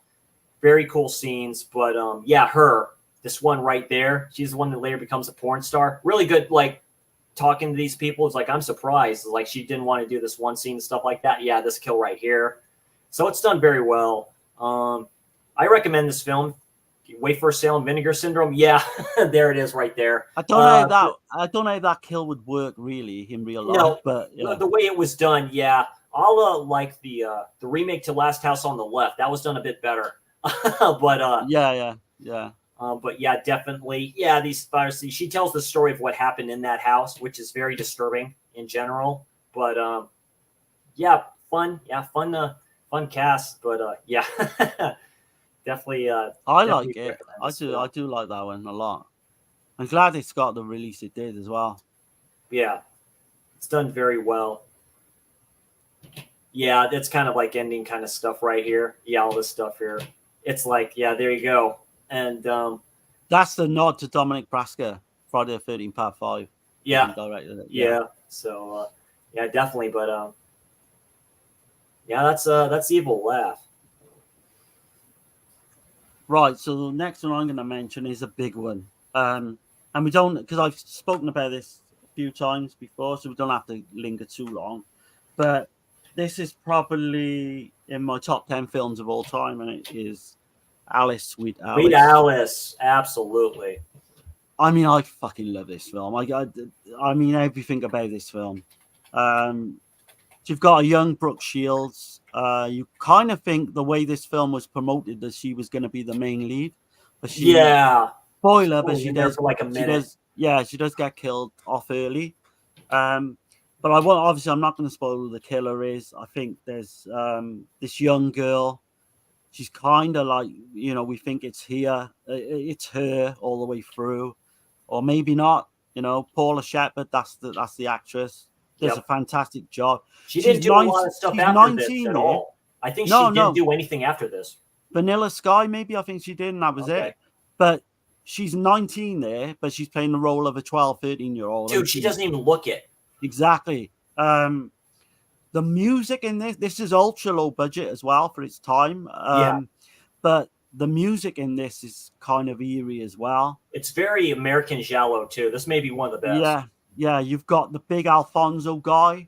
Yeah, he plays this big pedophile, like dirty kind of like him. Yeah, I mean he is a nasty character. Alfred Soul is the guy who directed this, and I think this is kind of one of those films like Texas Chainsaw where, for me anyway, it's just lightning in a bottle. You kind of just I don't know how they did it, but they just come up with this film. And still to this day, I know it's got an Arrow release, and I have got the Arrow release as well as this. But this should be talked about with the likes, like some of the classic films, but it never does. It's starting to get a little bit of recognition. But this has got to be. I'm just trying to think now of any slashers I would put above this, and there's not many I would. Jason Miller's mother. She's in this as well. Quite Linda well Miller. known. Yeah, because she slit her wrists on set because she was This is going kind through of the first depression film problems. Yeah, because I think Jason Miller actually, as a young boy, come on set, and he was actually behind the scenes on set with his mother, obviously. Well known for obviously marrying Jason Miller from The Exorcist. He plays the priest in The Exorcist. But no, this is just creepy. It's eerie. You've got the music, the look of the killer. And there's a scene where this guy, like the father, gets dragged through like this warehouse, and he's taken to like the edge of this warehouse building, and then he's dropped. Oh man, it's just so good. So good, man.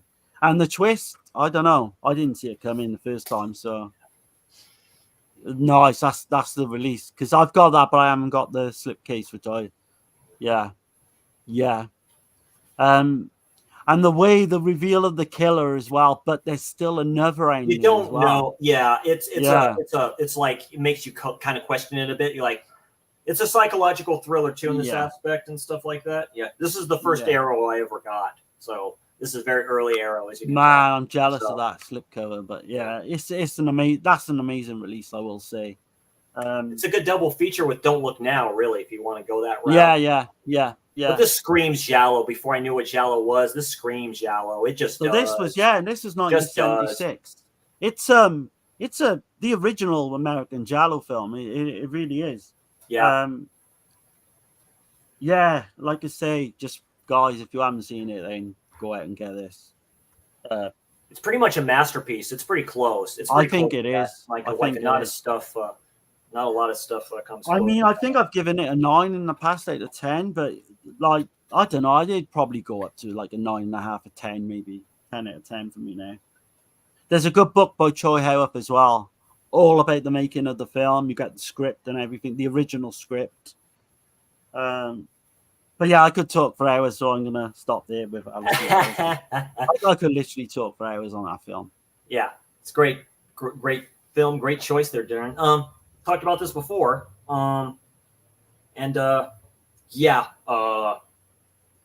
basically one of the first campy slasher type films. That's a Bay of Blood, aka Twitch of the Death Nerve from Mario Bava. Great release from Arrow. I think you can still get this, but yeah. That's the window box as well. You got yeah. And what can I say about this? So an heiress is killed in her house, like in this. It's like a bayou type place, this mansion in this near this lake. And the way she's killed, she's in a wheelchair, so she's like hanged and all this other stuff too. That scene is great. You know who the killer is and stuff like that. Then he's killed, and then it goes into this realm where Luigi Pistilli is in this as well, the very late, great Luigi Pistilli. And then it just goes, stuff's going on at this place, and it's basically whodunit of what's going on. And then these kids start showing up here, and you see so many kills that is very ominous of Friday the 13th and Friday the 13th Part 2. You have a dude that's in a sweater that looks a lot like Pamela Voorhees' sweater. Great, just kind of great. I mean, what can you say? This is one of my favorite Mario Bava films. Of course it is. I know Umberto helped him a lot. This was done in 71. What else can you say about this film, Darren, that I have not already said? Right, so there's 20 minutes of this film, like Chris mentioned earlier, that's basically just like a Friday the 13th film. See that sweater that he has? Yeah, absolutely. Yeah. You've got Claudine Auger plays in this as well. She plays one of the lead roles. Yeah, Claudio Camasso. It's a film. It's a body count slasher, but it's a film about greed. It is. It's giallo. There's heavy giallo elements in here. Right. It tries to be gothic. It does at the start. That's so Bava. That screams. It Bava does, yeah. In the house, with the wheelchair kill, like you said, is superb. But Sean S. Cunningham's production company was dealing with this film at the time. So obviously he's kind of nicked things for Friday the 13th. That I didn't know. He won't admit to that, but he did because he was a production on the production. Yeah, the bug catcher guy. Hilarious stuff. But yeah, I mean, what can you say? The atmosphere is done started the body count slasher. I think it was. It's one of the first. It has to be. Yeah. Like the way everything is. Yeah, God, great. Yeah, what can you say about Luigi Pistilli? She is stunning as well. That Claudine Auger, she is absolutely stunning. The old pool and stuff like that. It's like. But you could take that 20 minutes out and have like a Friday the 13th short film. It's that good. Oh God, it's amazingly. Yeah, absolutely. And it's like, look at that. Just the house like right there next to this lake. It's like, I mean, Friday the 13th, man, they had to have stolen it. There's too many coincidences. Way too much stuff like this, and basically this cover right here is basically what they find in the boat. Basically, that's just done more sexy. Really, this is a great cover for this. Guy who did the artwork is terrific. Package design, of course, Aerial Films, but it's done, like I say, done very, very, very well. A lot of Laura Betty's in it as well. That's the one lady there too. Yeah. Definitely one of the better endings to a giallo or to a slasher giallo, whatever. It's you've got to watch it just for that ending. It's superb. Yeah, a lot of stuff going on in here. You kind of saw certain stuff at the beginning there, but yeah, what can you say? It's a top tier, of course. And the slasher dude, I love my my slasher, but yeah, that's a Twitch of the Death Nerve, aka Bay of Blood. It doesn't get the recognition, I don't think, that it deserves. I wonder if Arrow still has the rights to this. I can see them doing another release, but I know Kino had it. So maybe they'll re-release it with a slip too. Let me check which one to pick next. Some of these I am going to be a bit sketchy on with the pots and that because I haven't seen them in such a long time. I have one more here I can do, and then you can go through some other ones. I mean, if you want to do one each more, and then at the end I can just flip through the last. Yeah, perfect. Lot yeah, I got. Great. We don't have to go into detail of the rest of them. Yeah, of course. Yeah, no problem. Yeah. So yeah, we'll do one more, and then I'll go through them.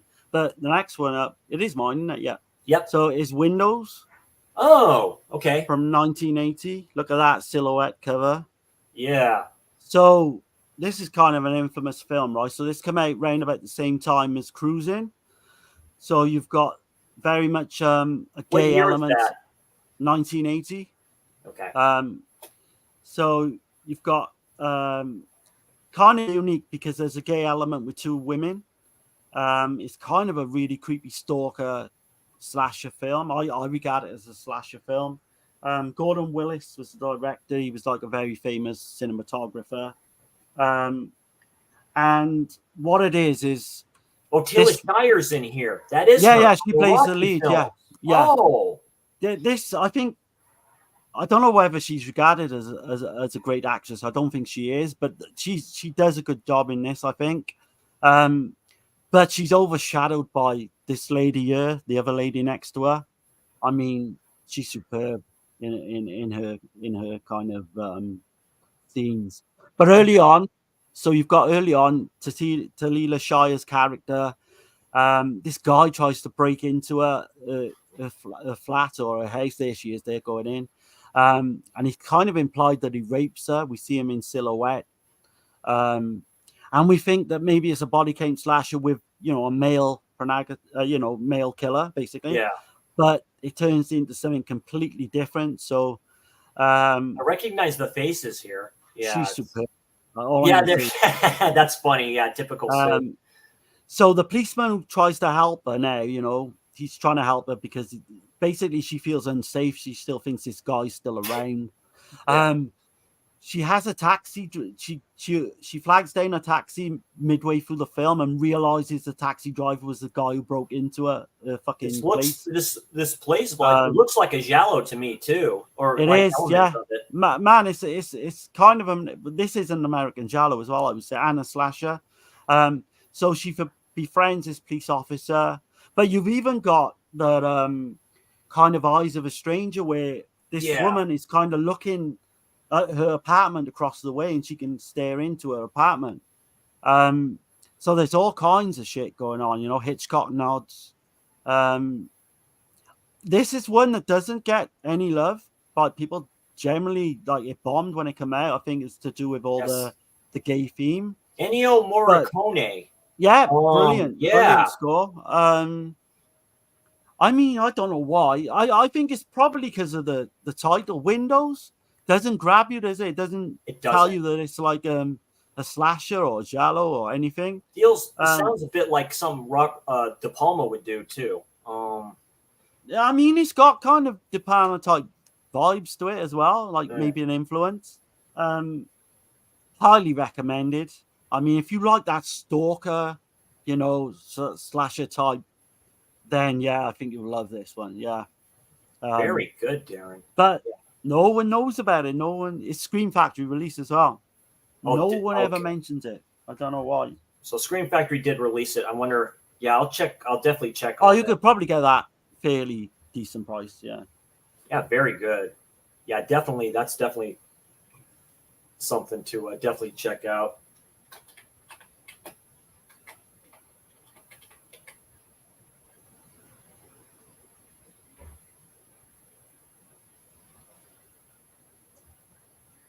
So as long as I get this one up, so this is a Mexican director. I just recently watched this. I know Benicio the Horror Cholo loves this film. Vinegar Syndrome released this. I love it too. That's basically a Grave Robbers. I'm not going to pronounce it. Oh man, I've got it, but I've never seen it. Yeah, Grave Robbers. Oh wow, done 1989. Ladrones de Tompas.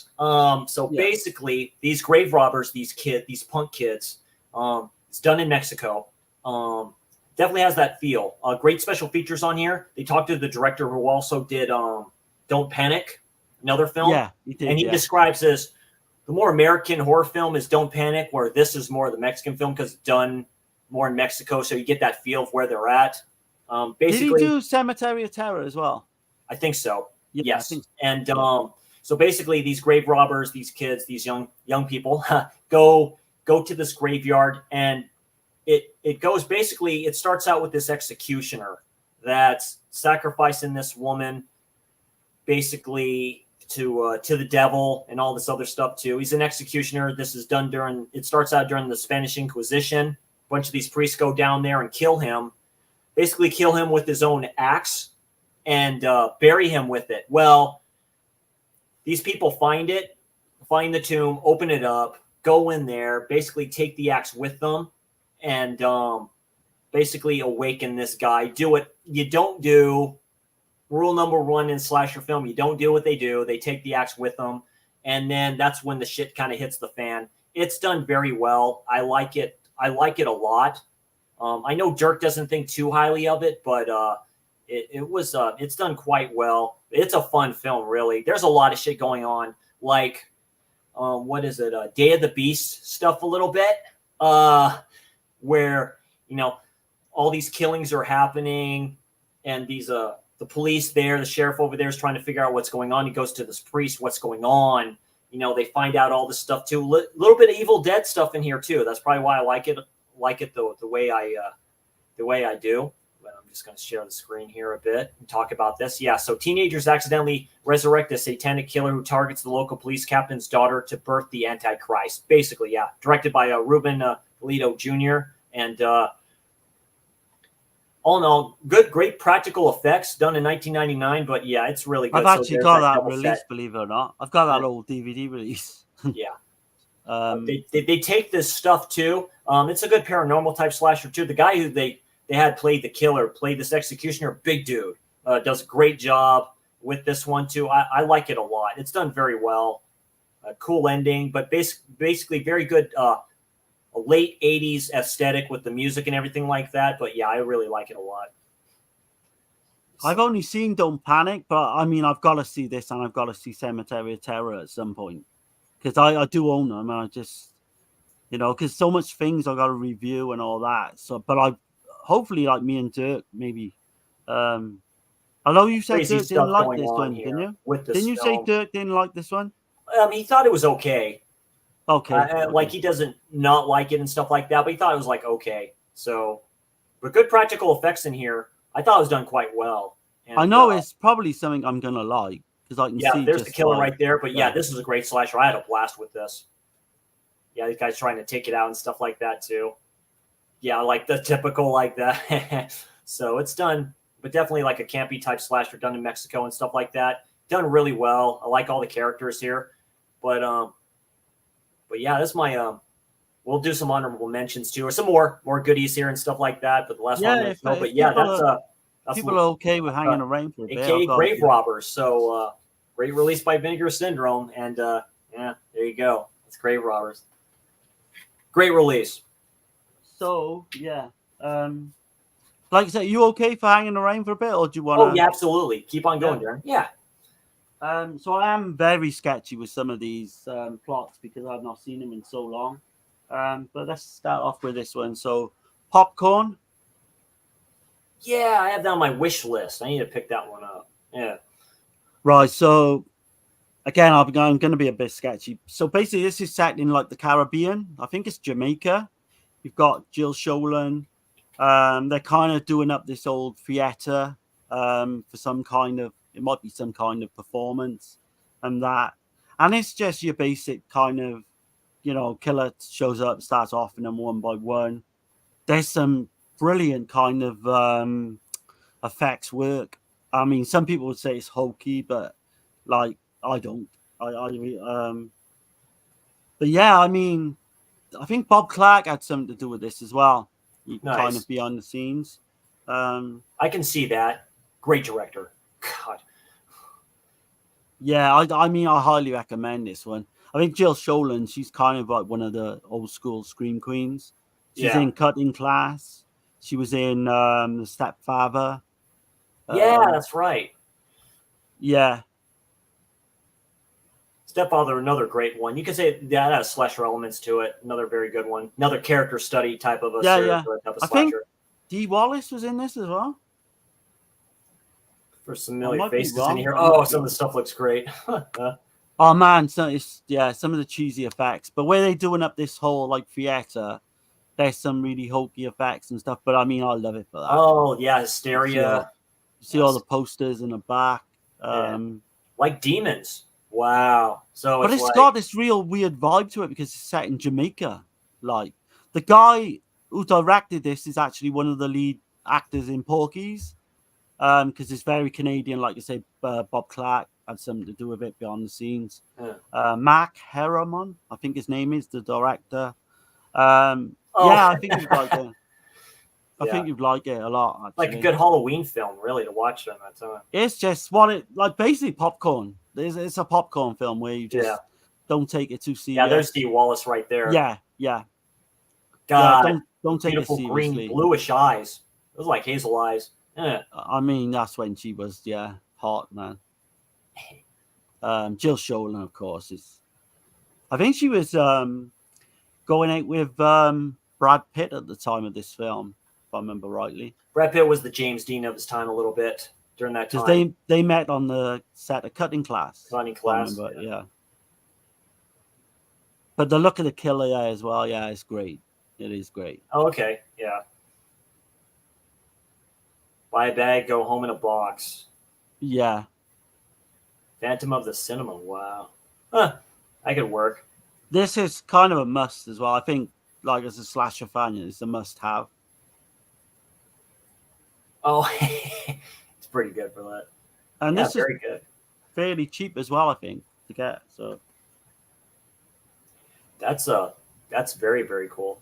Yeah, that's a good one there, Darren. Do you want me to bang on a few more? Or? Yeah, go ahead there, Darren. Yeah, please, go ahead. We could go through them quickly anyway. Hey, Miss Draculina, thank you for stopping by, saying hi. Really appreciate it. Check out her channel, ladies and gentlemen. Yeah, she's done cool stuff. Yeah, thanks for stopping by. I'll have to check her channel out because I've never heard of her channel before. So you've got Formula for a Murder, which is a giallo. However, it's Alberto Di Martino. Probably the better cover is... Let's see if I can... That's probably the better cover there. You see the cover of the killer. You can kind of see it. 1985? Yeah. Yeah, that's the one. Oh, yeah, that's an early... It's an 80s giallo. You see a forgotten giallo set from Vinegar Syndrome. Oh, David Warbeck's in here. Okay. Yeah, he plays the main lead. So it's like it features on this his wife. I'm a bit sketchy on it because I haven't watched it for a while, but it basically features on his wife. There's a big kind of yep, there he is. Is she going crazy? Yeah. Okay. Yeah. Is she he going may have crazy? Died shortly after this. I know he died young. This was 85, so yeah, he died of AIDS.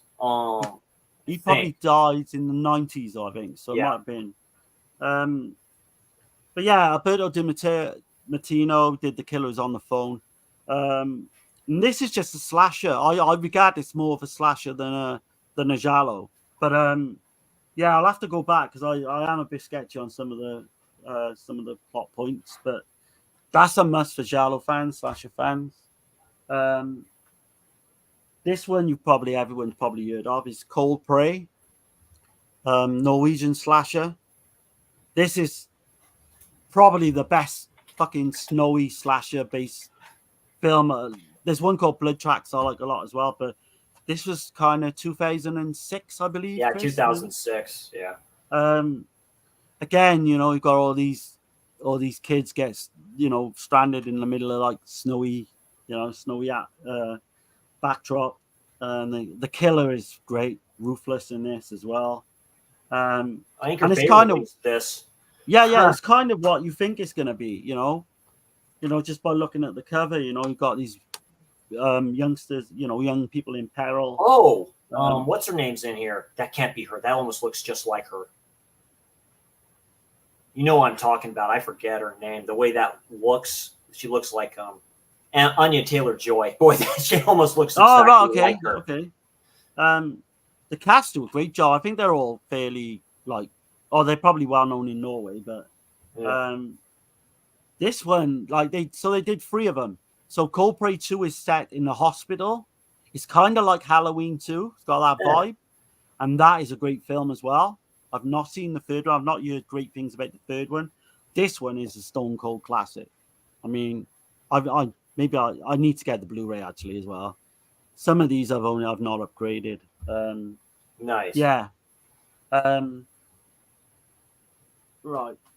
This one is Bloodfest. Have you heard of this one? So no. This come out identically the same time as Hellfest. Oh, okay. It's exactly the same story, but I will say I think this is done slightly better than Hellfest, although I love Hellfest. Yeah. This again, you got your big attraction ride and haunts and all that. You got again, like I'm gonna say with most of these, you got kids in peril. It's been a while with this one as well, but I do remember liking it a little bit more than Hell Night. It's up there with Haunt because I like Haunt a lot. There's another one. Yeah, Haunt's a good one. Yeah, I have the. But yeah, version of that. Yeah. Yeah. So kind of your attractions and all that. Good fun. Very good. This one I've not even broke out. I have seen it, but this is a Christmas slasher called To All a Good Night. I've heard good things about that one. And what's infamous about this one is David Hess directed it. Oh, wow. Again, it's been a long time because I remember last seeing this on VHS where it was really dark, but it didn't take away from the viewing for me. Obviously set at Christmas, you've got all these kind of blonde bimbos and in this house. It's a lot better than what people give it credit for. The look of the killer there, I don't even see the face. Yeah, that's great. Almost like the Jester. I think Hess did a good job, actually. I don't know why he didn't get another directing job. I don't know what went on behind the scenes, but it's almost got like a porno kind. There's no sex or any right, but just kind of like that aesthetic to it. That rough, that rough kind of porno element. I don't know if that's what David Hess kind of brought to it. But yeah, I mean, it's not up there with some of the Christmas classics, but I mean, you could put that on. It's still a fun one. Yeah. Here's another good one. Don't get talked about a lot. Is The Prey from 1980. Oh yeah, okay. Yeah, I've heard of that. Yeah. So this one, this is basically set in the wilderness, like the backwoods. Look of the killer in this is fantastic. Nice. He's like this huge kind of mutant type looking character. There's people say it's kind of slow. That is kind of like it's padded out a little bit with like nature shots of animals and shit, but don't let that take too much away from you. On this, you got the US theatrical and you got the international cut. And there's like I think it's like a rape implied scene in there as well in the longer version, or something to do with that. I can remember. This is the Arrow release. If you can get it, like you might not get the slip, but you might. But if you can just get a normal version, it's great. Oh yeah, perfect. But backwards slasher. Backwards slasher you might enjoy. Nice. I can go, man. I can still go. I got quite a few. Keep on going. That's fine. Tell me if you want to go. If you've got other things to do, No, I don't. No, I got the day off today, and this is just a fun stream with us. So Jamie had mentioned this one earlier. So yeah, I'm here, Darren. Go ahead. Yeah. So 10 to Midnight. So this is Charles Bronson.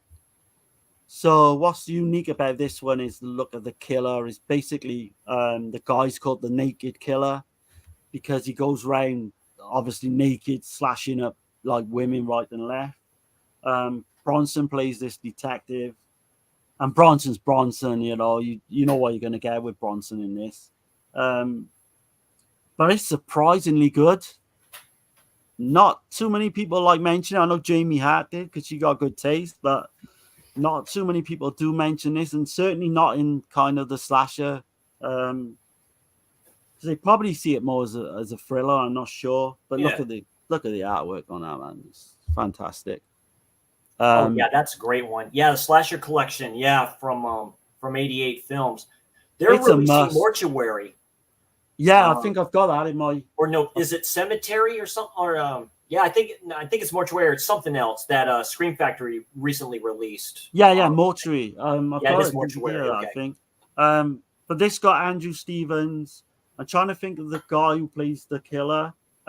He's from Cruising. He plays one of the like lady boys in Cruising. Yeah, highly recommended. Yeah, very nice. Recommended. Yeah, 10 to Midnight, absolutely. Very cool. Mountaintop Motel Massacre. Yeah, I have that. Say my wish list. There's DVD version available of that too. Yeah. This reminds me of a lot of like The Unseen, like kind of like that type of a killer, type of a monster, type of. I think the killer, like So basically, you got these people that are stranded in this motel. You gotta like that. So you've got Please Do Not Disturb Evelyn. She already is, and she is like fucking insane as in this film. Very low budget, but one I highly like. I think rewatchable for me. Nice, very nice. Look at the killer again is superb. I won't say too much. Very nice. This is one you've got, Chris, haven't it? I think that I want to cover with you on here. Oh, so yeah, absolutely. Superstition. Superstition. Okay, very nice. Yeah. AKA The Witch. It was brought out in the UK as The Witch. Scream Factory's doing Scream Factory's doing another out of print sale right now. So when that's part of that, you have to get down to dirt cheap. Yeah. Right. Any slasher fan has to get this. Yeah. I've not seen it in a while, but I mean, it's so fucking batshit. Some of the stuff, some of the kills. Paranormal type slasher. Yeah, absolutely. Yeah, the trailer for that got me hooked as soon as I saw the trailer. Oh, it's a supernatural slasher all the way. And yeah, I got fond memories of it as a kid. I've got the posters. So, but we'll mention that more in depth because me and Chris. Absolutely. Yeah. Sometime watch soon. That for future stuff. Ace of Wax. The Paris Hilton version. I know people say, what the fuck? But a lot of people like it. No, a lot of people like that remake a lot. This is a remake. I think the way I look at this is a remake to Tourist Trap. This is so good, man. This is so underrated. And because I think her kill's done very well. Yeah. She's not terrible. She's not terrible as an actress. No, she's good in this. And people look down on the film, I think, because of that. But you've got Jared Padalecki, Elijah Cuthbert, who at the time, was a big actress. Oh, she was huge. Yeah, the girl next door. I love the whole look of they go back to like this like lost town, and there's like this big wax. Yeah, it's a trippy town. Almost like a movie set. Yeah, and the characters are good. They like it. I find they're likable. I don't know, maybe not so much the Paris Hilton character, but she does a good job. She's in one called 9 Lives as well, which is awful, but very nice. If you like Tourist Trap, then go for that one. I think Chris probably got this. Have you, Chris? Don't Open Till Christmas. I know. I don't have that version. No, I haven't done that just yet. Yeah. So I could have pounced on that when I got the chance and stuff like that, but it was because that's done by Dick Randall, right? It is, It is. It's filmed in London, in the UK. So what's different about this one is there's not really a killer Santa Claus, but Santa Clauses are being killed. So anyone walking around the city of London, is that they have an infatuation with it. Yeah. It's very British, very UK. And it's worth, but like I say, if you're a fan of Slaughter High, anything that Dick Randall kind of does, then this is the UK. To me, this is the he was a director and a producer because he produced. He was part production for The Girl in Room 2A. Absolutely, Great doc on him. On that disc. There's tons on you as well. But the way I can describe this is this is the UK version of Pieces, and honestly, it's that good. Nice. It's not as good as Pieces, but you know what I'm trying to say. It's not as good. Very cool. But it's definitely good. Yeah. Here's an old classic. I think Jamie mentioned earlier. This is top film for me. American Psycho. Yep. I mean, that's a nice cover. I like that one. Almost looks like Scarface a bit. What a performance, Christian Bale. Oh yeah. I still to this day I don't think he's it's pretty close to being a masterpiece. It's an homage to a lot of stuff. It's very, very good. Yeah. Like that steelbook. I would like that steelbook. It's still available to get, but I haven't got. I need to get that. But the whole hey Jason, the whole opening where you go back to the night, they show you the nightclub because this is like taken back to like the 90s, I think it is. The like, 80s. 80s, when he's a yuppie. All-star cast, Reese Witherspoon, dude. Yeah. Playing his girlfriend, his fiance. Great role by her, dude. So it's based off the book by Mr. Ellis. Who plays the other guy as well? The one who gets killed. It's like because they all aspiring. Jared Leto. Yeah, exactly. They're all aspiring to be this character. Was it playing Hip to Be Square? I think it is by Huey Lewis in the news. And the way he talks about it. Gets the ladies over, gets the prostitutes over, and starts talking music. It's like Phil Collins. It's bizarre, like, some of those. It's like about the album Sudia, like the song like that. And but what's so good about it? They're all trying to up each other, because they got these like business cards, and they kind of get try to one up each other. It's great shit. Yeah. It's so good. Just jealousy. Definitely. Classic. All-time classic. These I'll just go through, don't really have to go through them because they're kind of mainstream. But I did want to show off this release. Yeah. So the Sleepaway Camp films. Oh, you got it. Yeah. This is sort of. Someone offered me a lot of money for this. Yeah. Because it's the red one as well. No, because that's the Red Cross one. Yeah, Garrett. Garrett has 3 versions of that set. Yeah. These 3 as well. I got all the slip covers from Scream Factory. These are like fucking highly sought after now as well. Highly sought after. But the reason I bring these up is because I'm not the massive fan of the first, but I really like 2 and 3 a lot. I think part 2 is the best in the series, but I hear you, Darren. I'm really good with sequels for slashers in general. I know they're mainstream, but I thought I'd bring them up because I want to show off those editions. Yeah. I got about 10 that we can go through quickly if it's still okay. Yeah. So have you seen this one? Because I mentioned this to Dirk not long ago. Someone brought it up for some reason, and it's just got it's Incident in a Ghostland. Yes, this is one of the original. Yeah, this is a great slasher. Oh, I didn't know Arrow released that. It's a psychological thing. I think it plays as a slasher though. Do you? Yeah, right. Yeah, she's like an author going back, and then it goes back to her childhood. I think there's like flashbacks a bit. Yeah, it's a trip. It's definitely like a hider in the house type of slasher type of thing. Yeah. It's a trip.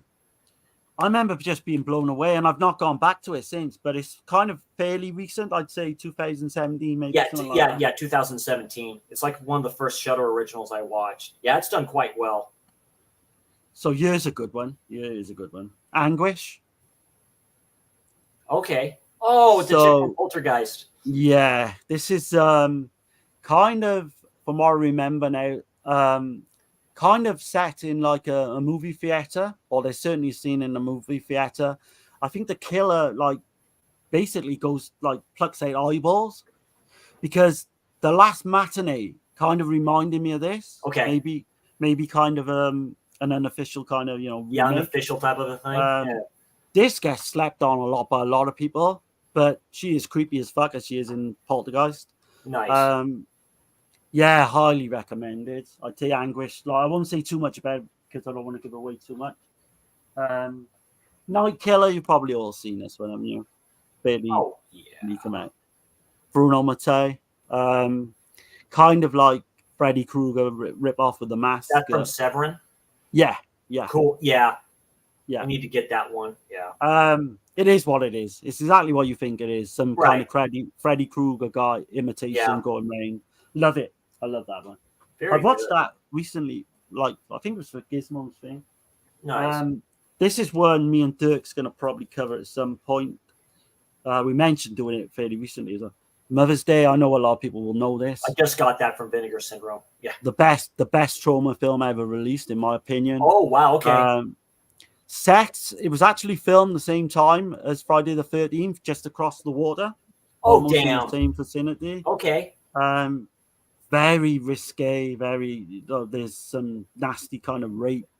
Like Last House on that the makes Left, it out. You see the cover on that, and it makes it out to be this cheesy type. It's fucking dark, man. This is. Yeah, that's what I heard. It does have comedy elements. Yeah, that's why I got it. Yeah, absolutely.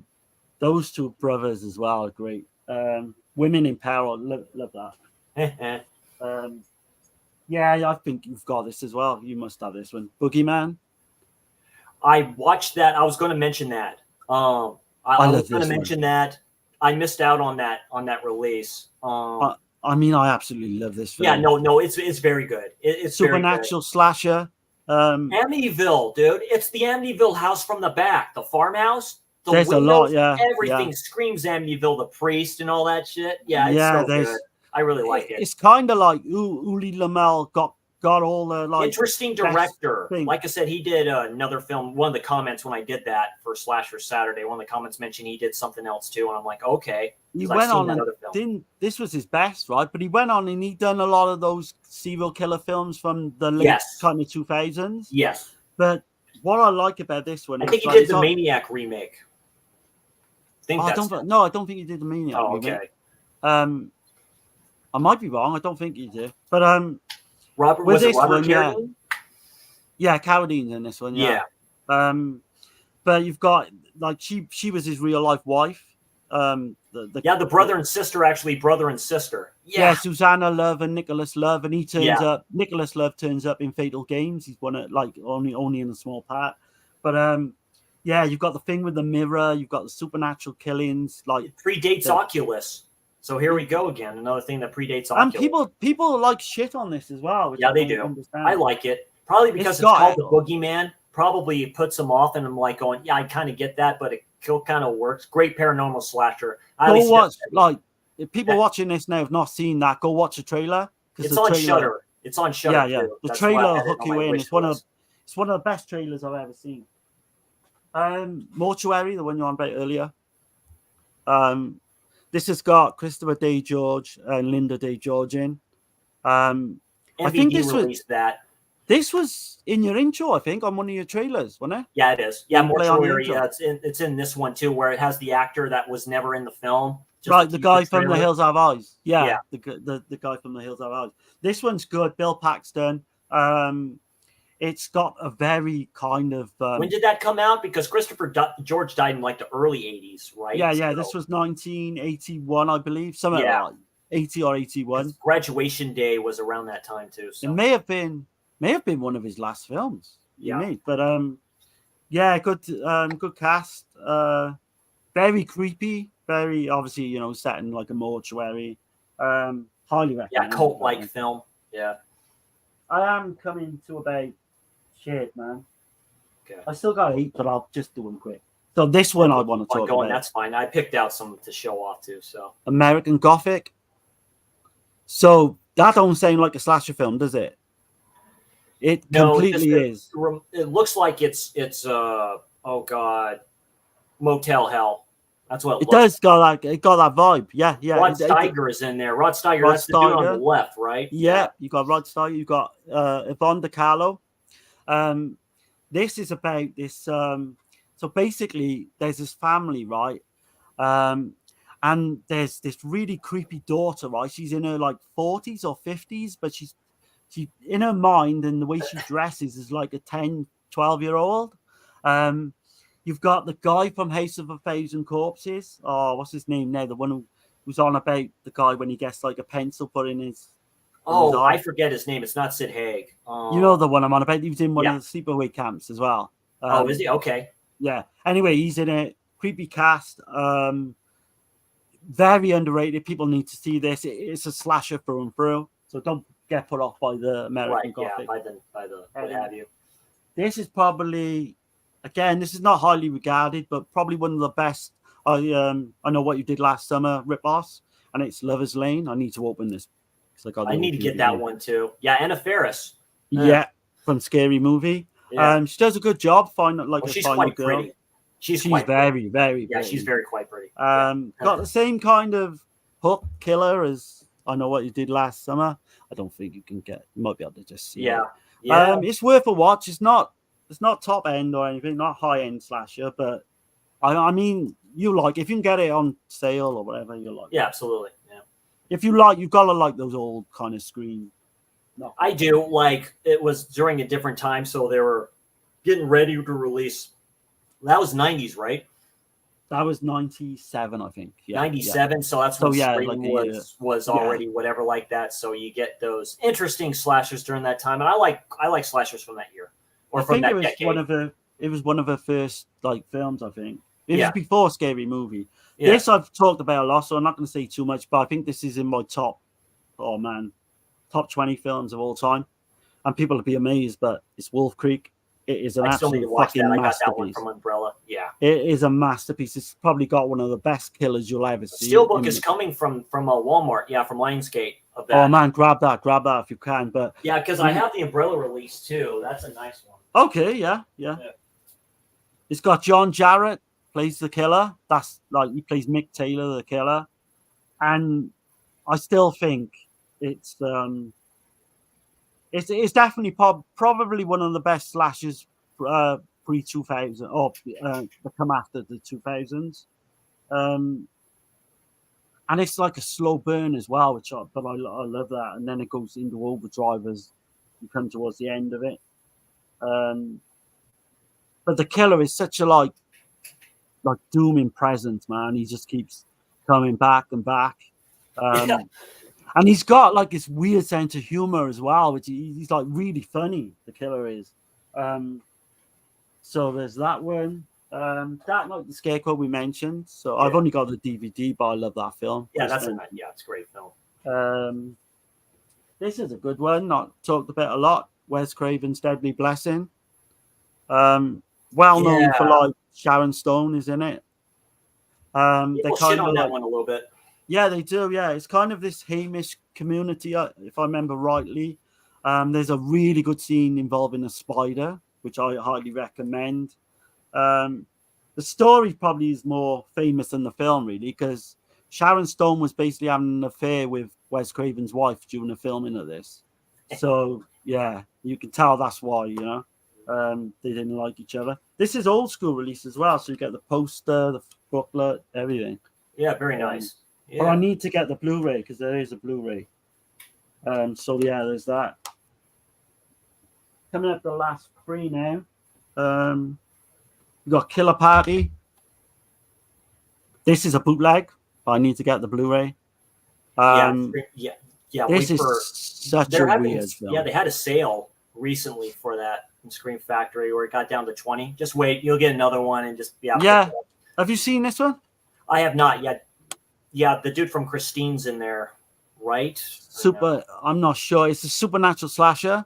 Yeah. So you've got like this possession that goes on towards the end as well. It's kind of all these different ingredients. Kind of like a Night of not Night of the Demon. I'm like, I mean, yeah, you could. It's got kind of a vibe of that. It came out rain, but at the same time as Night of the Demons. The one I'm talking about, when they all do a seance and stuff like that during Halloween. Yeah. Killer Workout. Again, I haven't opened it. Yes. But I have seen it. Yeah, I have that DVD. I just got that one. Fucking. Yeah, I love Killer Workout. Yeah. Shallow elements in that one. Very good in my opinion. Very good. This good would be tropey, campy type of a film. I knew it as a Robicide when it first came out in the UK. Yeah. But if ever you want to do this one as well, like let me know. Oh yeah. Last but not least, again, Jamie is Hellfest. Won't say too much, but I do love this one. Oh yeah, look at that one. Yeah, just one of the best. Love the retro DVD. I know. I said Bloodfest is better, but this is still one of the best. Yeah, Hellfest. Recent slashers.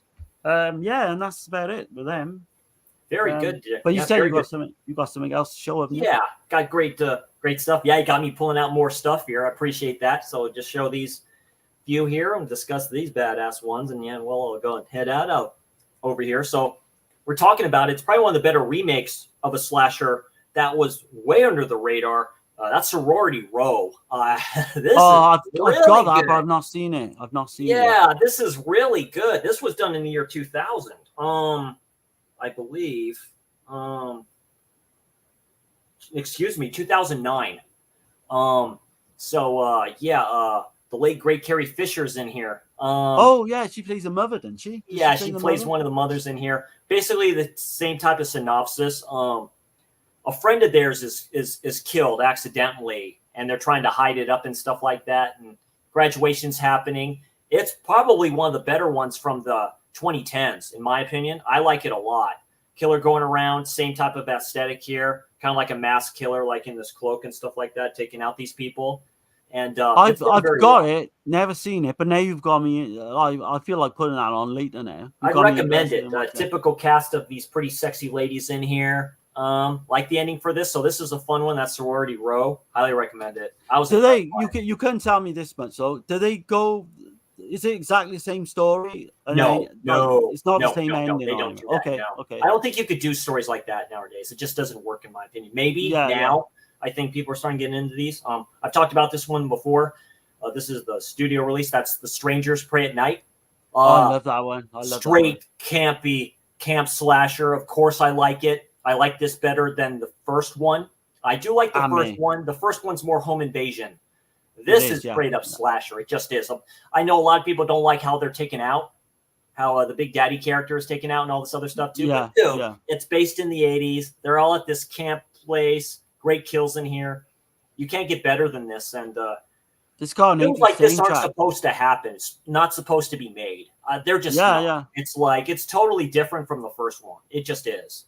And I like it. I like it better than it's got Bonnie Tyler's Clips of the Heart plays in one of the scenes. Fucking amazing. Prep for Night music video director's cut. So there's a music video on this one. So look inside Strangers Pray at Night. Like I said, Scream Factory did release this one, so it probably has better special features on there if you like that one. But yeah, this underrated one. But yeah, love it. Highly recommended that one. Yeah.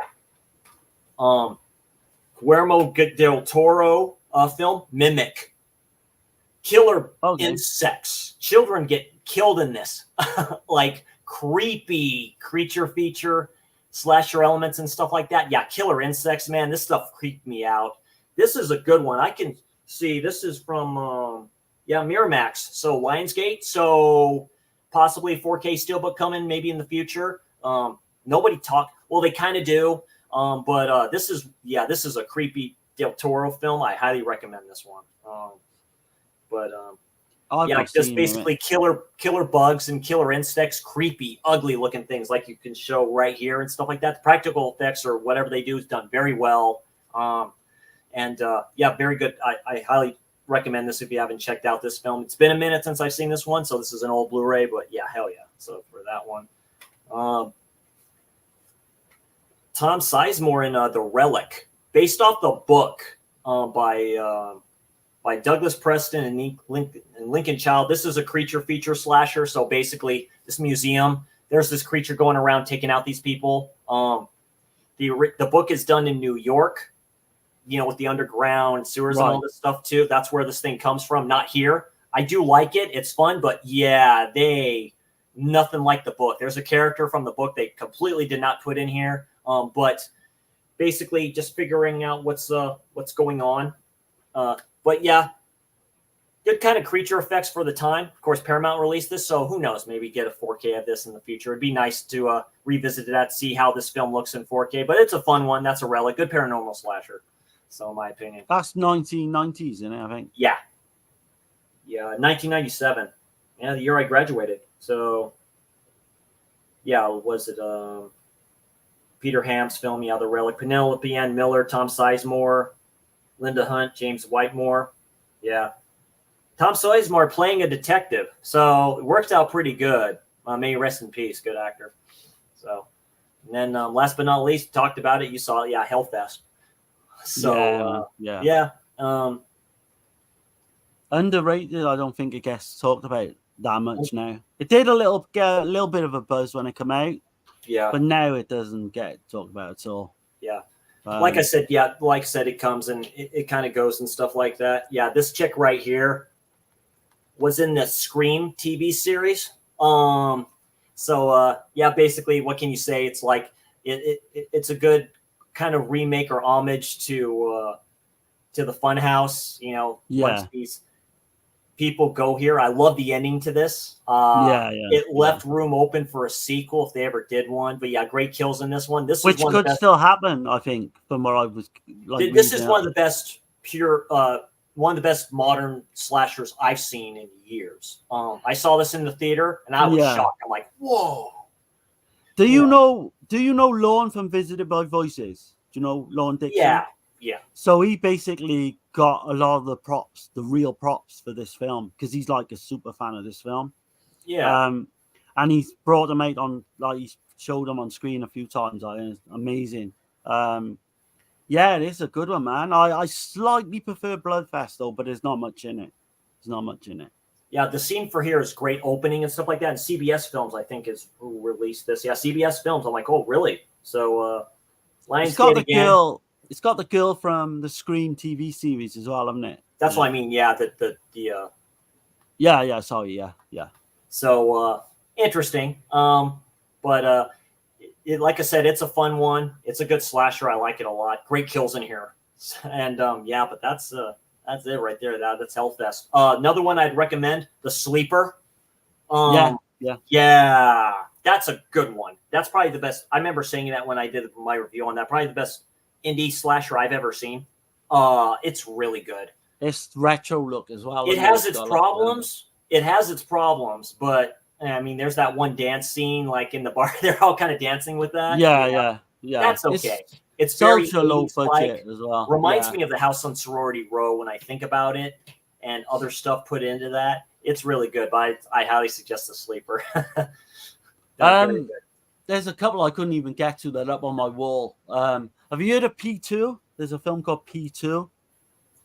I've heard of it. That's done by Uli Lamel, right? No. I think this is this was done.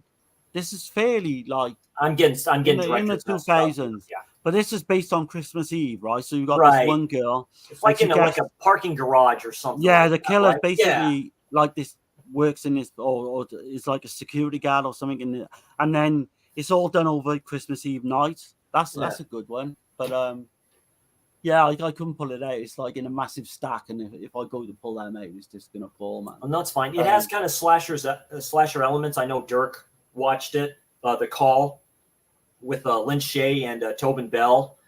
I've heard that one. Yeah, very 80s dark synth like. I love synthwave. It's not for everybody, but it's almost Saw-like, but it's kind of like a paranormal slasher horror. I highly recommend that one. That's a good one. The Brood from David Cronenberg. That's one of my favorite all-time films from him. From Oliver Reed and Samantha Eggers. That's a paranormal slasher. Evil, like killer kids, like demonic kids and stuff like that too. That's a good one. I highly recommend that one. Tony mentioned that in his Criterion recommendations from Basement Blues. And there's quite a few. Even some Cat 3 films like The Untold Story. You can say that's a flippin' slasher for what it is, with a man Anthony Wong. Just more of the extreme destructive side, like you say, films like Pieces, all this hardcore stuff. We all highly recommend those. There's a lot of slashers. We just mentioned a few, really. This is really what we've all shown is really a quarter. There's some other great ones out there, definitely. There's probably not even like a fifth of my slasher collection. Absolutely. Probably not even a tenth. Really, not even really a tenth-wise. But that's good. We can come back next time and do more different ones. This is definitely fun thing, and Yeah, thank you all for joining us. Whoever stopped in to say hi, we really appreciate it. And yeah, these are just fun streams to do with Darren and talking about our favorite genre. One of them in horror, my favorite definitely in slashers. Can't never get old. Just never gets old. There's always something kind of good about them. For in the future, probably in July. Get these guys out real quick. Slasher stream. What will it be? Episode 5, I think, or something like that, or 4. One of the two. 5, maybe. I think it's 5. Yeah. Next slasher stream, basically, it's the slasher dudes Slashback for summer. We'll do it like that. We're talking about, of course, Slaughter High. Absolutely, and man. Can't wait for that one. Return to Horror High. So, expect this one sometime next month. And expect something geeky in the collection with me, Jeff, and Guy. Expect that sometime next month. To Mama Juggalo and stuff like that. I'll definitely watch those. So that, and just expect future content on my channel. And what's the plans for your channel there, Darren? So me and Dirk's got a couple of big shows to come. So Sunday we're going to be doing a French Extreme special.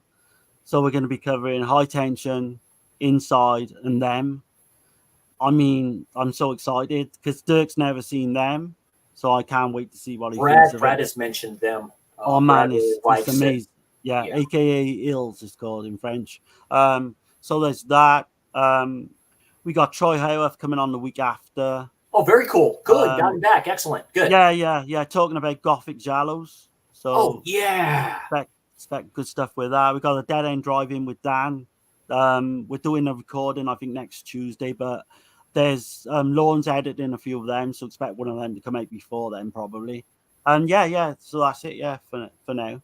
Very good. Yeah, like I say, expect me on Thursday on Corey's channel, Wilkie's Movies and Music, doing start of his horror of the decades. Going to be talking about horror films from the 70s, really. So it's going to be a fun, great time.